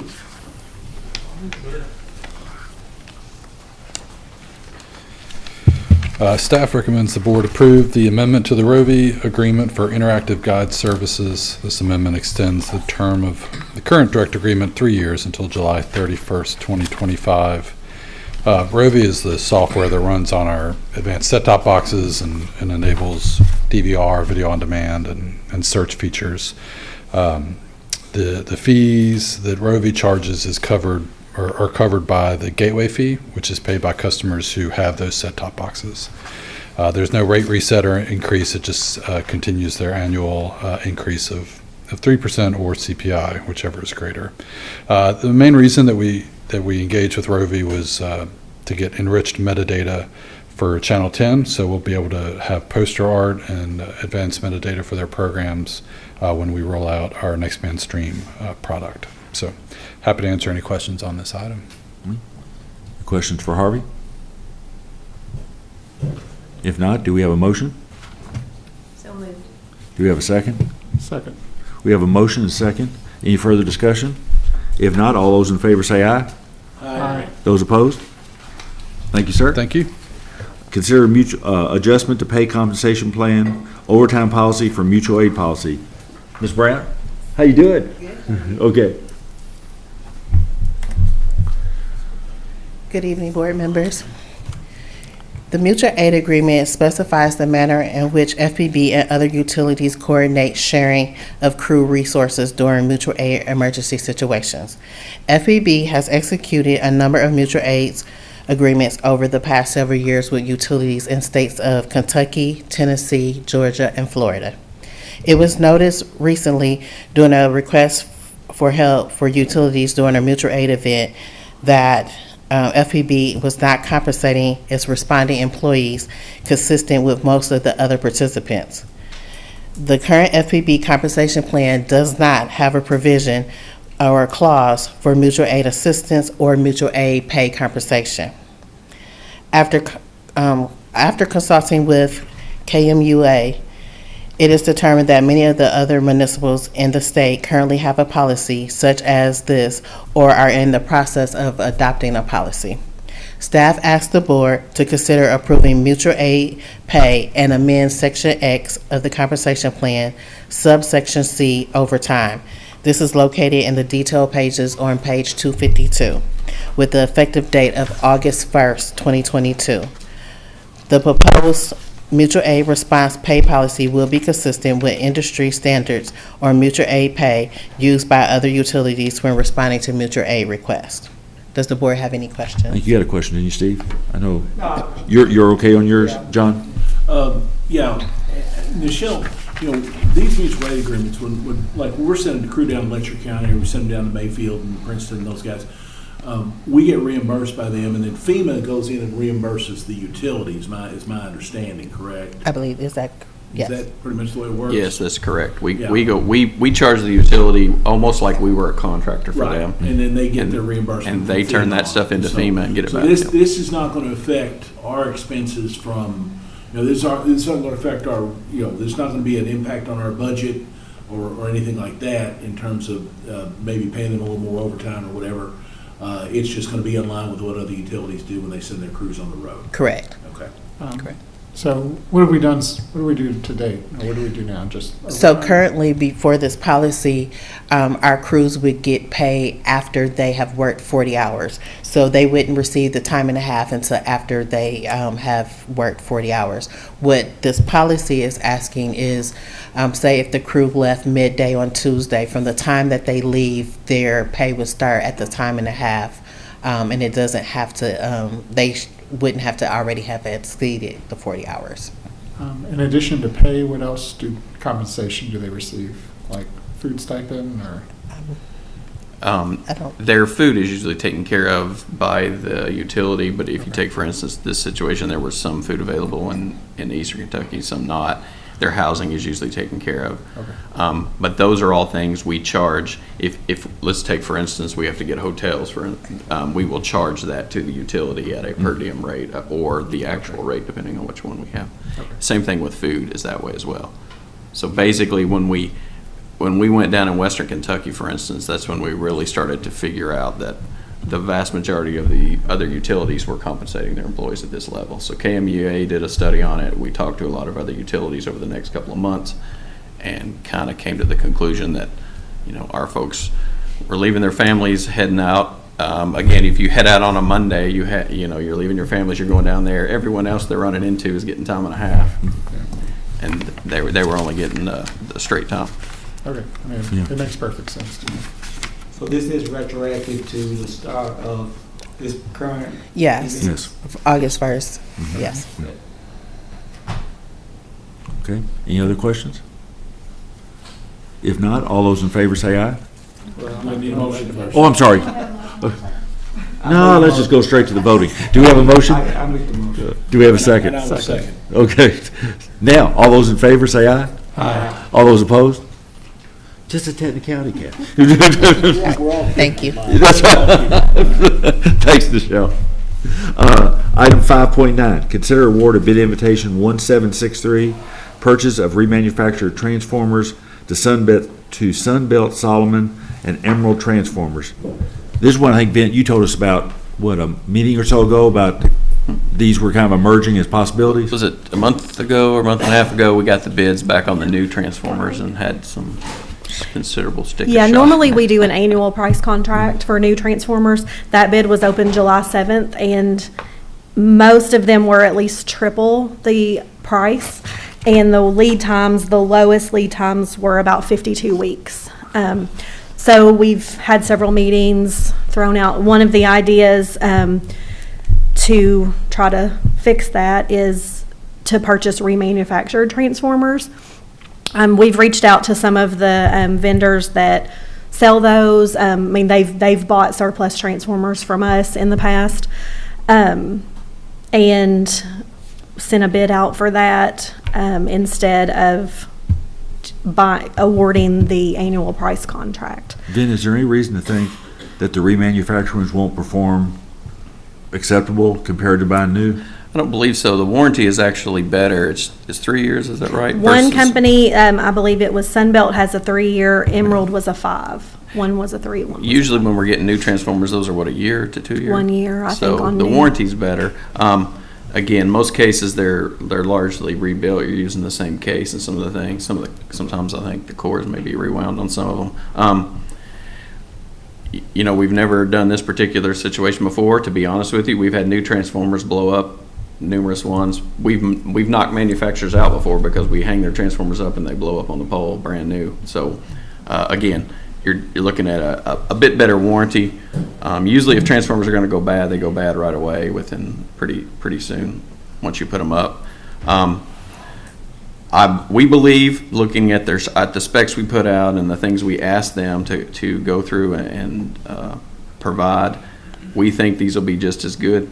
Again, we haven't done this in the past, so I can't guarantee that. But we're confident that this would be the best way to. Again, we're not going to buy. We'll buy the transformers we need and to keep in stock. If it doesn't work out or we think the quality's not there, obviously we'll back up and do something else next time we do it. To give you an idea, if you remember, some of those pad-mounted transformers were normally we'd paid in the $50,000 range, and they were $167,000 for one transformer. So you can imagine those costs get passed on to the customer. I saw you eyeing that one that day at LG&E, thinking if you get it in the trunk or, yeah. Yeah, we were talking about see if we could get a truck over there. But, yeah. Any other questions for Vint or Jennifer? So yeah, just what we're recommending is to buy, it's going to 2 vendors because not all of them had everyone we needed available. So we're trying to buy what they had available, the low bidder for each item. So that's why it's kind of broke into both. I split the tab sheet up into which ones had available for the lower price. Any questions? Mr. Chairman, if Yes, it's in sir. order, I'd like to make a motion to award bid invitation 1763 to both of the bidders based on the low price for each type of transformer listed. Hey, do we have a second? Second. We have a motion and second. Any further discussions? If not, all those in favor say aye. Aye. Opposed? Approved. Jennifer, thank Thank you and you. Vint both for all your work on Thank you. bringing this, because you've saved us a lot of money. I will have to say they've really been over backwards on this particular item. All the Yeah. purchasing, the electric department got involved, and how many reports they ran, how many things we looked at. They really did a great job. Thank you all. I appreciate it. Okay, informational items. On this one, I have to defer also to Ms. Mitchell, because this is one that you've had a real interest in getting done, so. Leanne? All right, good evening. Staff recommends a slow approach in introducing EVs into FPB's fleet. EVs are relatively new, and there's little data on how they perform in day-to-day work setting. Staff prefers to purchase or lease 1 or 2 EVs in the current fiscal year and collect data on the vehicle for a year or so that we can make a more informed decision on adding additional EVs. Another reason for the slow approach is that we would eventually need some fast chargers installed at one of our facilities. And there's currently a lengthy lead time on the fast chargers. The chargers are also expensive. A level 2 charger is approximately $10,000 and level 3 is $100,000, and that price includes the purchase of the charger, the materials, and the installation. Staff evaluated the needs of each vehicle that is scheduled for replacement in the fiscal year 23 to determine if an EV would be an adequate replacement. And we're unique in that we're responsible for maintaining and restoring electric, water, and telecommunication services. There are times when electric is out for an extended period of time, and an EV would not be able to be charged and not able to use to respond during the times of emergencies. Additional factors are the daily mileage for each vehicle, the weight that it hauls, the work that it performs, and if there's an EV equivalent to the vehicle that's being replaced. There's one Ford F-150 pickup truck in the replacement schedule, It's driven by our security supervisor. The window to order the 23 model Ford Lightning has already closed, so we could push this out another year, this purchase, in hopes of getting one of the 2024 Ford Lightning EVs. And then there are 3 cable installer vans that are on the replacement schedule. The new vans that we've been purchasing is the Ford Transit van mid-roof, and the EV version of this van is an E-Transit mid-roof.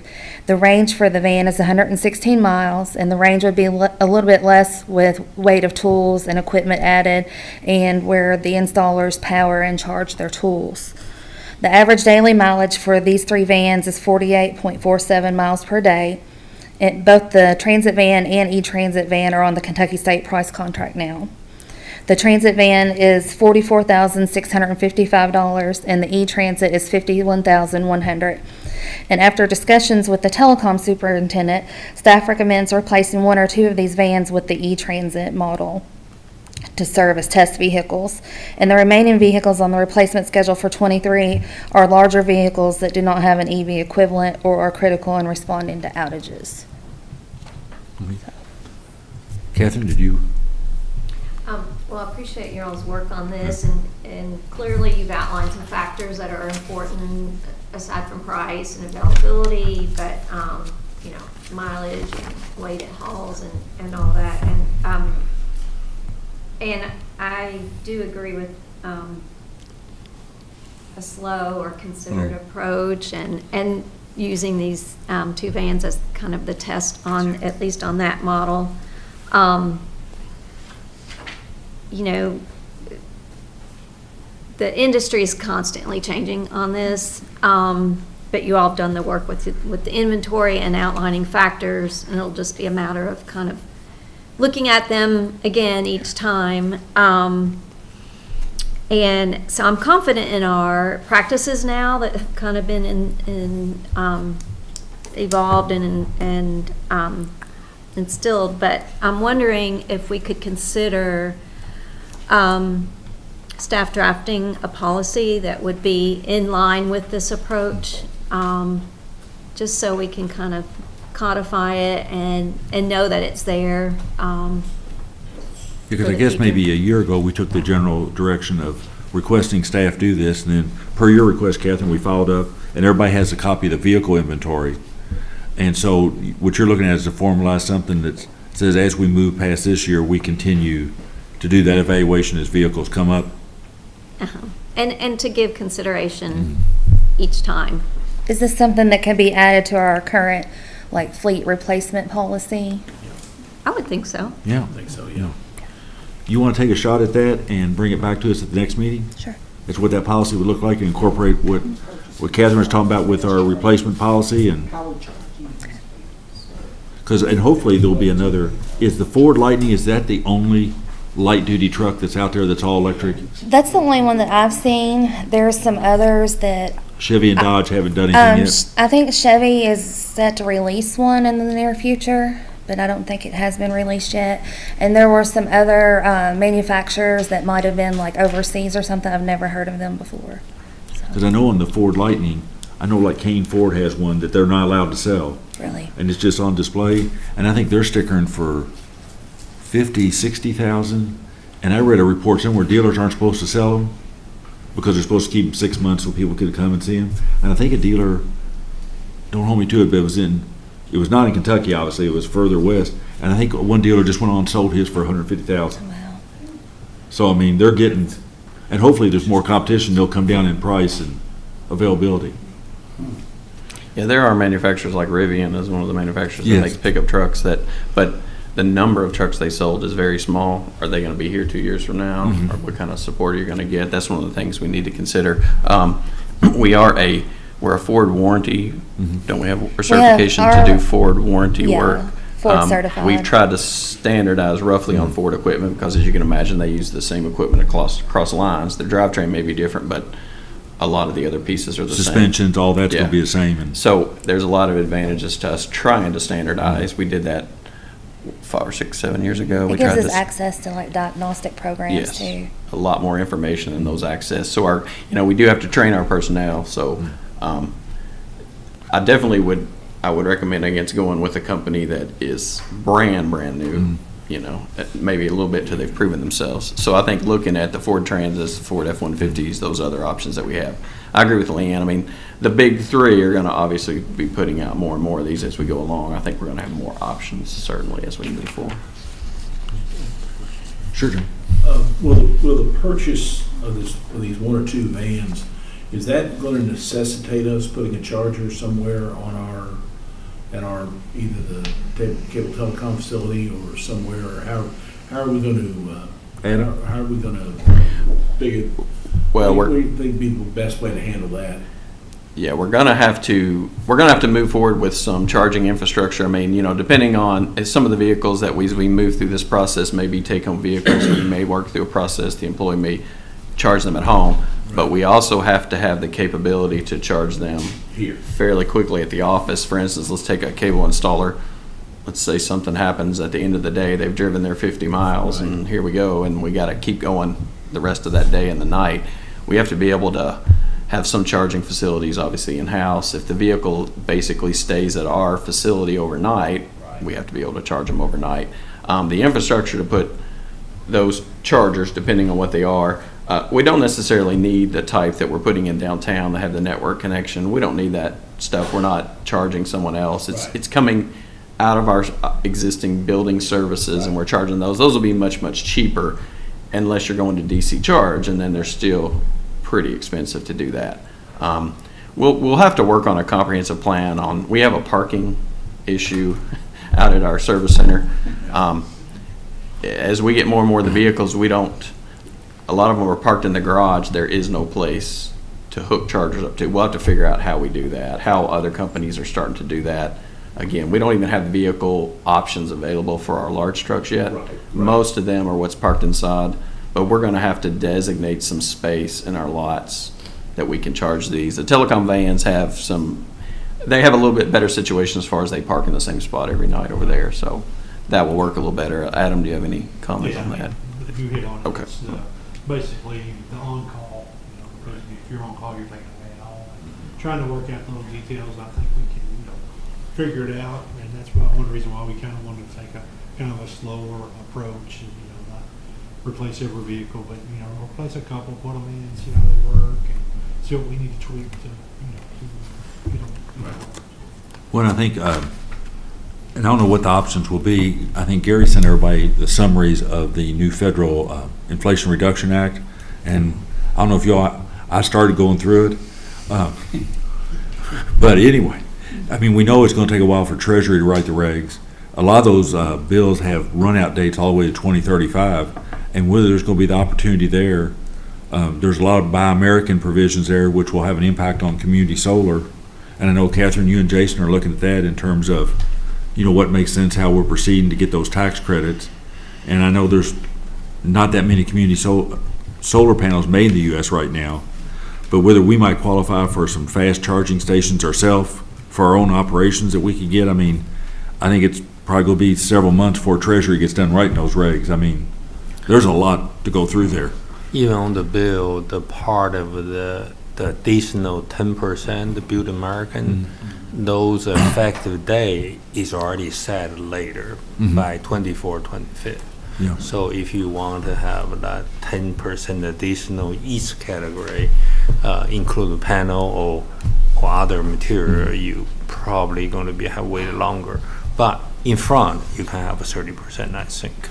And it might be good if, when you look at it, Gary and your staff, if under the new regs for EV charging, because I know the current federal money is going to be focused on the interstate system, but if there might be some opportunities to get some fast charging for us, the city vehicles if they want to go, school buses if they want to go, county vehicles, to build something that could support all those and get some charging. I know the sheriff definitely wants that fast charging, but I mean, there's a lot of public agencies might have an interest if there was a way to put together a grant proposal to take care of lives. I know security of vehicles and that'd be something, but at that price, it'd be good if we could get some federal money to pay, whether it's 50%, 70%, whatever the cost might be.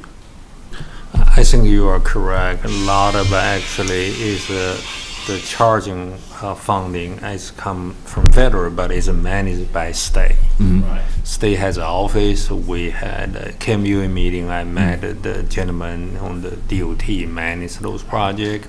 Based on his conversation, after first phase, they're going to build this 50-mile distance, large DC charge station follow the highway. After that, the next phase, there's a high chance there more money flow to the each county and city. Probably Ms. Snyder know more. Yeah, you're right, Gary. We've, he was at KMUA in the spring, you and I were there.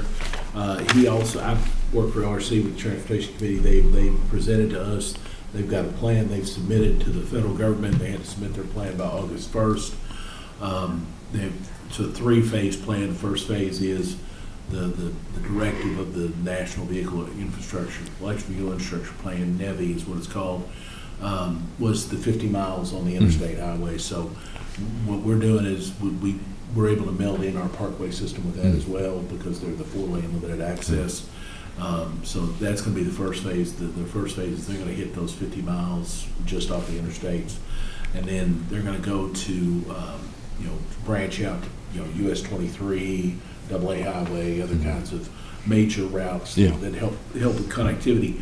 The issue there, though, is these are all meant to be public and not, you talk about for the use of the school or anything like that.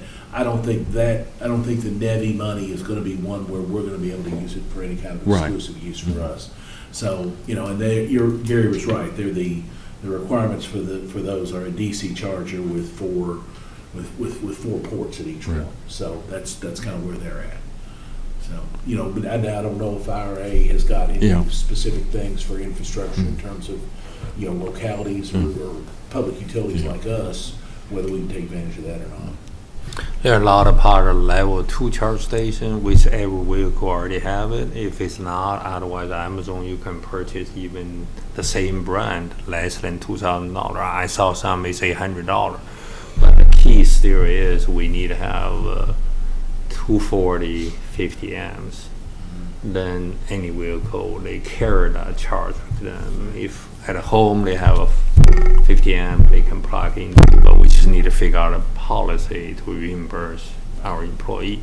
I think sheriff, they work on the policy to manage that portion. We can learn from them too if we need to go that direction. But DC charge is completely different. When it's correct, they are expensive. Even the 50 kW size need a 3-phase, and they can turn out and purchase self. We never got it even we purchased. But they are 50-some thousand before you put a labor installation, all that into it. So that's the different things. But if we get into EV, I think I agree. We need at least one DC charge, and they can give you 80% half hour is very important. Otherwise, level 2 can. When do you think an hour? Yes. If we go with the vans, which it sounds like, when would we get the first one? I mean, if we ordered, can you order them? The at any lead time or- right now is 20 to 26 weeks. So about 6 months. So in less than 6 months, Adam, you need to figure out what you're going to do, buddy. Get this county installed and then swing back around on this and. Okay. Yeah, I looked at your guys' list. It was really nice. It looks very comprehensive. I saw about 50 possible under current technology, most of them light-duty vehicles, and then in the notes to the side where the other light-duty, they were just being taken out of commission, or they had to last longer emergency. So really nicely done. Thank you. And then I was just wondering, are we thinking about if, like these vans and other electrics, do we want to have a special plant board decal or something to sort of point out that they're electric and that, we're driving on our power? But I don't know, that's up Catherine's alley. It'd be nice to have something that points it out, makes it clear. Next band with a lightning bolt through it for. Anyhow, great job. But maybe we ought to leave that to the design professionals, John, okay? Thank you. Just holding a grudge, buddy. Next one is the report on weatherization. Travis?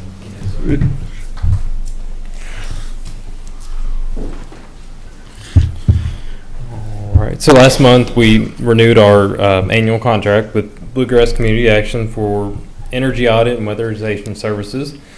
So at last month's meeting, we discussed coming back with some reports for the board to review, discuss the success of the program or ways we can improve it. So this being the first time, I just kind of took a stab at what the report should look like. The approach I went with is I took each customer that's received service, I looked at their most recent 12 months usage and the 12 months prior to that, and then did a year-over-year comparison for each customer. If you're looking through the reports that begin on page 269 of the board package, I would tend to more focus on the first 2 months, because those would be, if you take into consideration the customer may have received, they may have wrapped up their service in the spring of this year, it being a newer program. So July, June, May, those months, I would tend to focus in on a little bit more to see whether we're doing well or not. Another thing to point out, one of the customers through Bluegrass Community Action received a new heat pump. So if you look at customer 2, their usage is up across the year. I don't think that's necessarily an indication that we didn't do well here. They got a new heat pump where they didn't before. That wasn't funded by us. That was through some of their other funding sources. And they could have, if they got a heat pump, that could be up. But if their old system was natural gas, that natural gas bill is now gone, right? Right, exactly. Yeah. My understanding is they didn't have heat at all. That was what was communicated to me. So. Again, so if I look at, aside from a couple outliers, it looks like these past few months, most of our customers are trending well. Again, it's, I've been in the business for over 10 years now. I get surprised by my electric bill sometimes too. So those outlier months are going to happen. But I think the big thing is, wanted to get something to the board and get your input on the format. Is there anything specific we were looking for that's not here, or changes to the formatting? Steve, this has been an area you've been real interested in. Well, I can't tell, but again, it's out of our field now. I'm just interested in the targeted area, and I think that's being satisfied by who's administering the program. So. Yeah, so it's to income qualified electric customers. They have to meet their, I think it's 200% of the poverty level, which is what they use for most of their applicants. Yeah. That's the benchmark. You mentioned hitting the targeted customers. I think in the packet that Kathy handed out earlier, the flyer, we're trying to up some of the advertisement. Yeah, that's the one. Up the advertisement a little bit. We've got enough funding to do, like I said, we've done 5. We can do a little bit more than that with our current budget. So we're trying to get a little more interest. It's a bit of a balancing act though, because it's somewhat limited availability. So we don't want people being down the door. But has Bluegrass CA, have they told us, is the need outstripping the available funds, or is what we're providing for them and what their needs are, plus they're getting the state and federal funds for weatherization and energy assistance? Do they need more, or what's your assessment? No, they have not indicated that. I think they're happy with the program as is. I'm sure, if we were to look to expand down the road, I'm sure they'd be happy to do so. But I think it really helps with some of their customers that maybe would not be first in line for some of their bigger funding opportunities. I think it helps them a lot there. So yeah, the way I understand, they're happy with the program as is. I guess I'd like to see some maybe comparison at a more global level. So if you can blend all the charts together to show like bar charts by customer, so we can sort of see the fluctuation and get a general trend per month. And then I guess I'd like to see it compared against a cohort, like if there's an average on a square foot basis, BTU per square foot, just something so we know these could be complete outliers to like a normal. But if we have like a normalization curve that we could kind of put it against, I don't know how hard that'd be. But I think that would just help us see the big picture. So when we see these laid out, it would be normalized. I think it makes sense. We should be able to come up with something very similar. Yeah. And there may be some good census data out there for this area on housing, energy costs. And University of Kentucky School of Agriculture does a lot of review on this kind of economics for a lot of different factors. And they might, UK School of Ag Economics might have some good data. Okay, sure. Yeah, and of course we've got our, we can look at our our residential class as a whole, and compare it to that, that may be another good benchmark. You know, that's a much more, you know, much broader group, but, yep, I think it. Okay, it's awesome. Good Yeah, job. okay, great. I think one of the things we had mentioned before, and I don't know if this was captured or can be captured, but what's the rationale given if after the survey's done, they don't do any of the recommended improvements? Right, so with the Bluegrass Community Action Program, they're doing the audit and making some improvements, so that's included in this. So last year when we did the audits only, customers may or may not take any action. With this new, the Bluegrass Community Action Program, they are receiving some actual physical improvements to their property. So the contract stipulates it needs to be insulation, weather stripping, those types of things. It's limited to an average of $2,000 per customer, so big ticket items are probably not going to be included, but a lot of them are receiving insulation, weather stripping, those types of things. So everyone doing the audit now is doing some level of improvements. Correct, they are, yes. So if they go out and do the audit and you can see daylight through the bottom of the tops of the windows, they're going to put plastic, they're going to do something Right, to help yeah. that family. Yeah, exactly, yes. Yep. Great job. Thank you, sir. All right, thank you. Ms. Mitchell, Mr. Delum, Community Solar. Sure. So staff's just continuing to refine the formula they're using to evaluate where we can come in as far as costs and subscriptions and buy-ins. We actually met last week. I think it was the day after the Climate and Energy Inflation Reduction Act bill was passed. So that's throwing a good wrench into things. You know, we might be able to take advantage of some tax credits, and so, you know, so you kind of have to redo the numbers and see where we go. And as you pointed out, it's going to take a while before we actually get regulations and this all kind of you get kind of flesh on these bones and know what we can do with it. So that's a really positive thing. So we're just going to have to keep refining once we get more information. And I will say Jason's had some great ideas and is helping kind of push the envelope. Well, that's great. And I would say that, you know, the staff is doing a great job in sort of looking at all the factors, including setting the paybacks maybe on the life of the system as opposed to like a payback of an investment. So that then lets us potentially bring that lower rate to the customer.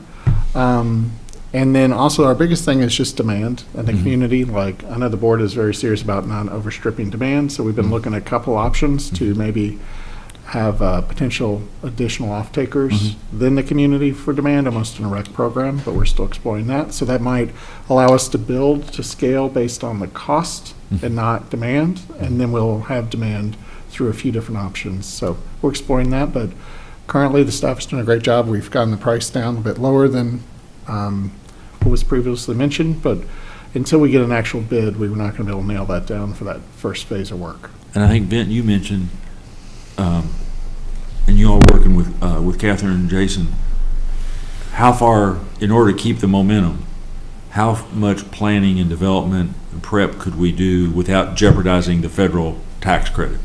You know, how far can we get? And I think that's something I know we can't answer tonight, but as the rules come out, or as we get wind of how much development planning can we go up to pulling the trigger before we jeopardize getting that federal funding going forward? I don't know if I know all the answers on how far we can go. I think we can't break ground on it until after the beginning of the year, according to what I've read. Again, I would say I've read high-level summaries, like most people have. That's as far as I know. As far as, you know, Gary, I don't know, does he know? I don't think there's any problem with planning. Or developing an RFP or getting those type things ready and marketing materials and... We definitely. You know, well, I would just say, so number one is, let's just be clear, in the new bill, it's not a tax credit for nonprofits, it's a direct reimbursement. Right, yes. Yeah. different animal. Yeah. Tax credit would do us no good. Right, 'cause- Yeah. No, it's all good. And then two, I really think that the reimbursement, however the Treasury comes out with it, is more going to be setting the rates on the back end.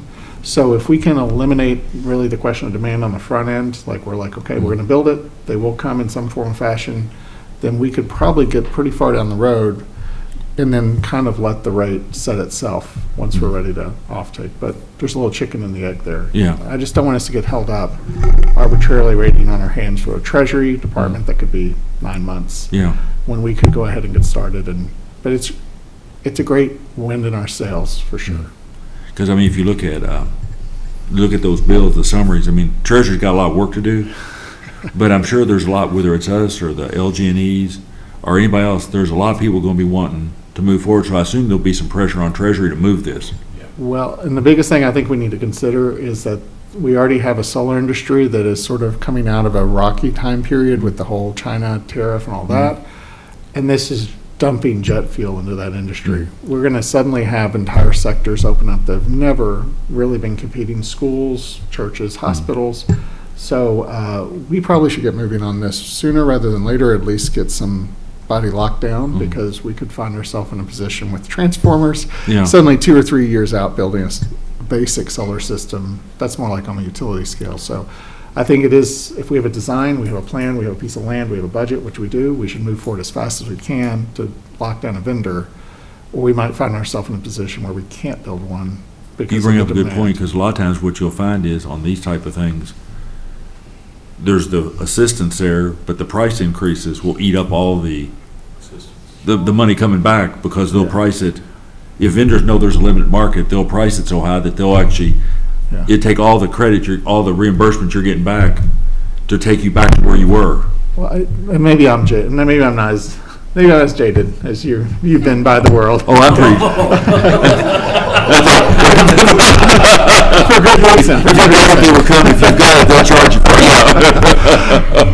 No, I kid. You've seen a lot more than I have in Well, these kind of I think situations. I think our experience with the cable, with the telecom build out in the county, with that money being pumped in, I think, you talk about pouring jet fuel into it. That's one of the things that's going to happen when you pour jet fuel into something. The potential for that is there. Yeah, my sense, it might go the other, and my sense is the one bottleneck will be from the actual panels and the inverters and things, so we'll run into the technology front.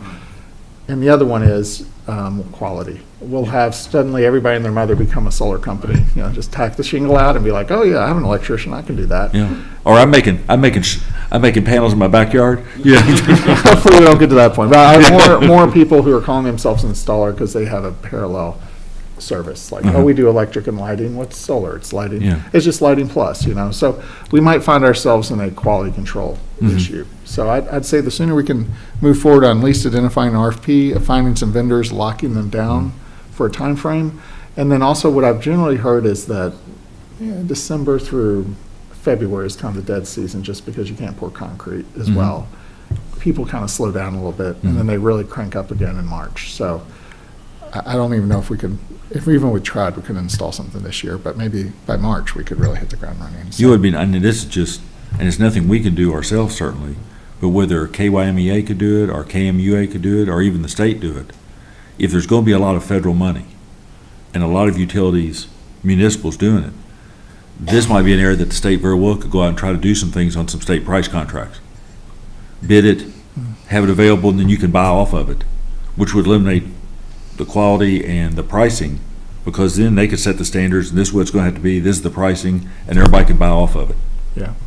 Well, I think we're looking at a perfect storm here for the next few years, which the market will step up to meet demand, but once again, there may be a lag. So since we've already done so much good work with Catherine's leadership to do this, we should front end this as hard as we can, I think, just to make sure we don't fall behind that. Yeah. So. One thing I want to mention a little bit to support brave two board member involved in this whole project. Actually, I do want the rest board member know, and when staff present the formula calculation, right? One thing is very unique, we never done that before, is we put a full cost recovery into the formula. means this project, we can honestly say, hopefully, that's the end of the day, we prove that, is nobody subsidizes it. It's a self-supported. I think I like to say that very clearly because that's what they tell us when we want to try. Yeah. So that's Absolutely. Yeah. Absolutely. Well, we did that specifically because if you don't do it that way, it won't be, we can't scale it over Right. time if we want to. We need to make this thing on its own feet. Yeah. So, but the good thing is the numbers speak for themselves, so. But I'll try to be more positive, Jason, in the future about No, about the market taking advantage of us. I'm a little too optimistic for my own good sometimes, so thanks for the counterbalance. Any other discussion on that? Okay, no, thank you all. Thank you. Last one is Nichelle, Casey, and Ryan. This is another one we've had talks about in terms of, we've been trying to recruit some positions in IT for some time. It's a market that's tough to be in. We've tried advertising, and Nichelle and the rest of the staff have looked at various options, and you're going to tell us what you come up with. Yes, sir. So we're going to decide to continue and go ahead and use the vendors that currently hold master agreements with the state. And our goal is to tempt to hire and to hire a full-time FPB employee. So right now, we didn't want to try to do a super grade as you had asked about. We wanted to see if this option would work. And we also feel this would broaden our talent pool by being able to tap into some of the resources that the state contractors already have. So that's what we're going to do.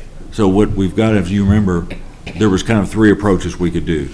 We could go, like Nichelle said, in essence, a super grade, which would be kind of market-based and be significantly higher than what we're advertising the spots.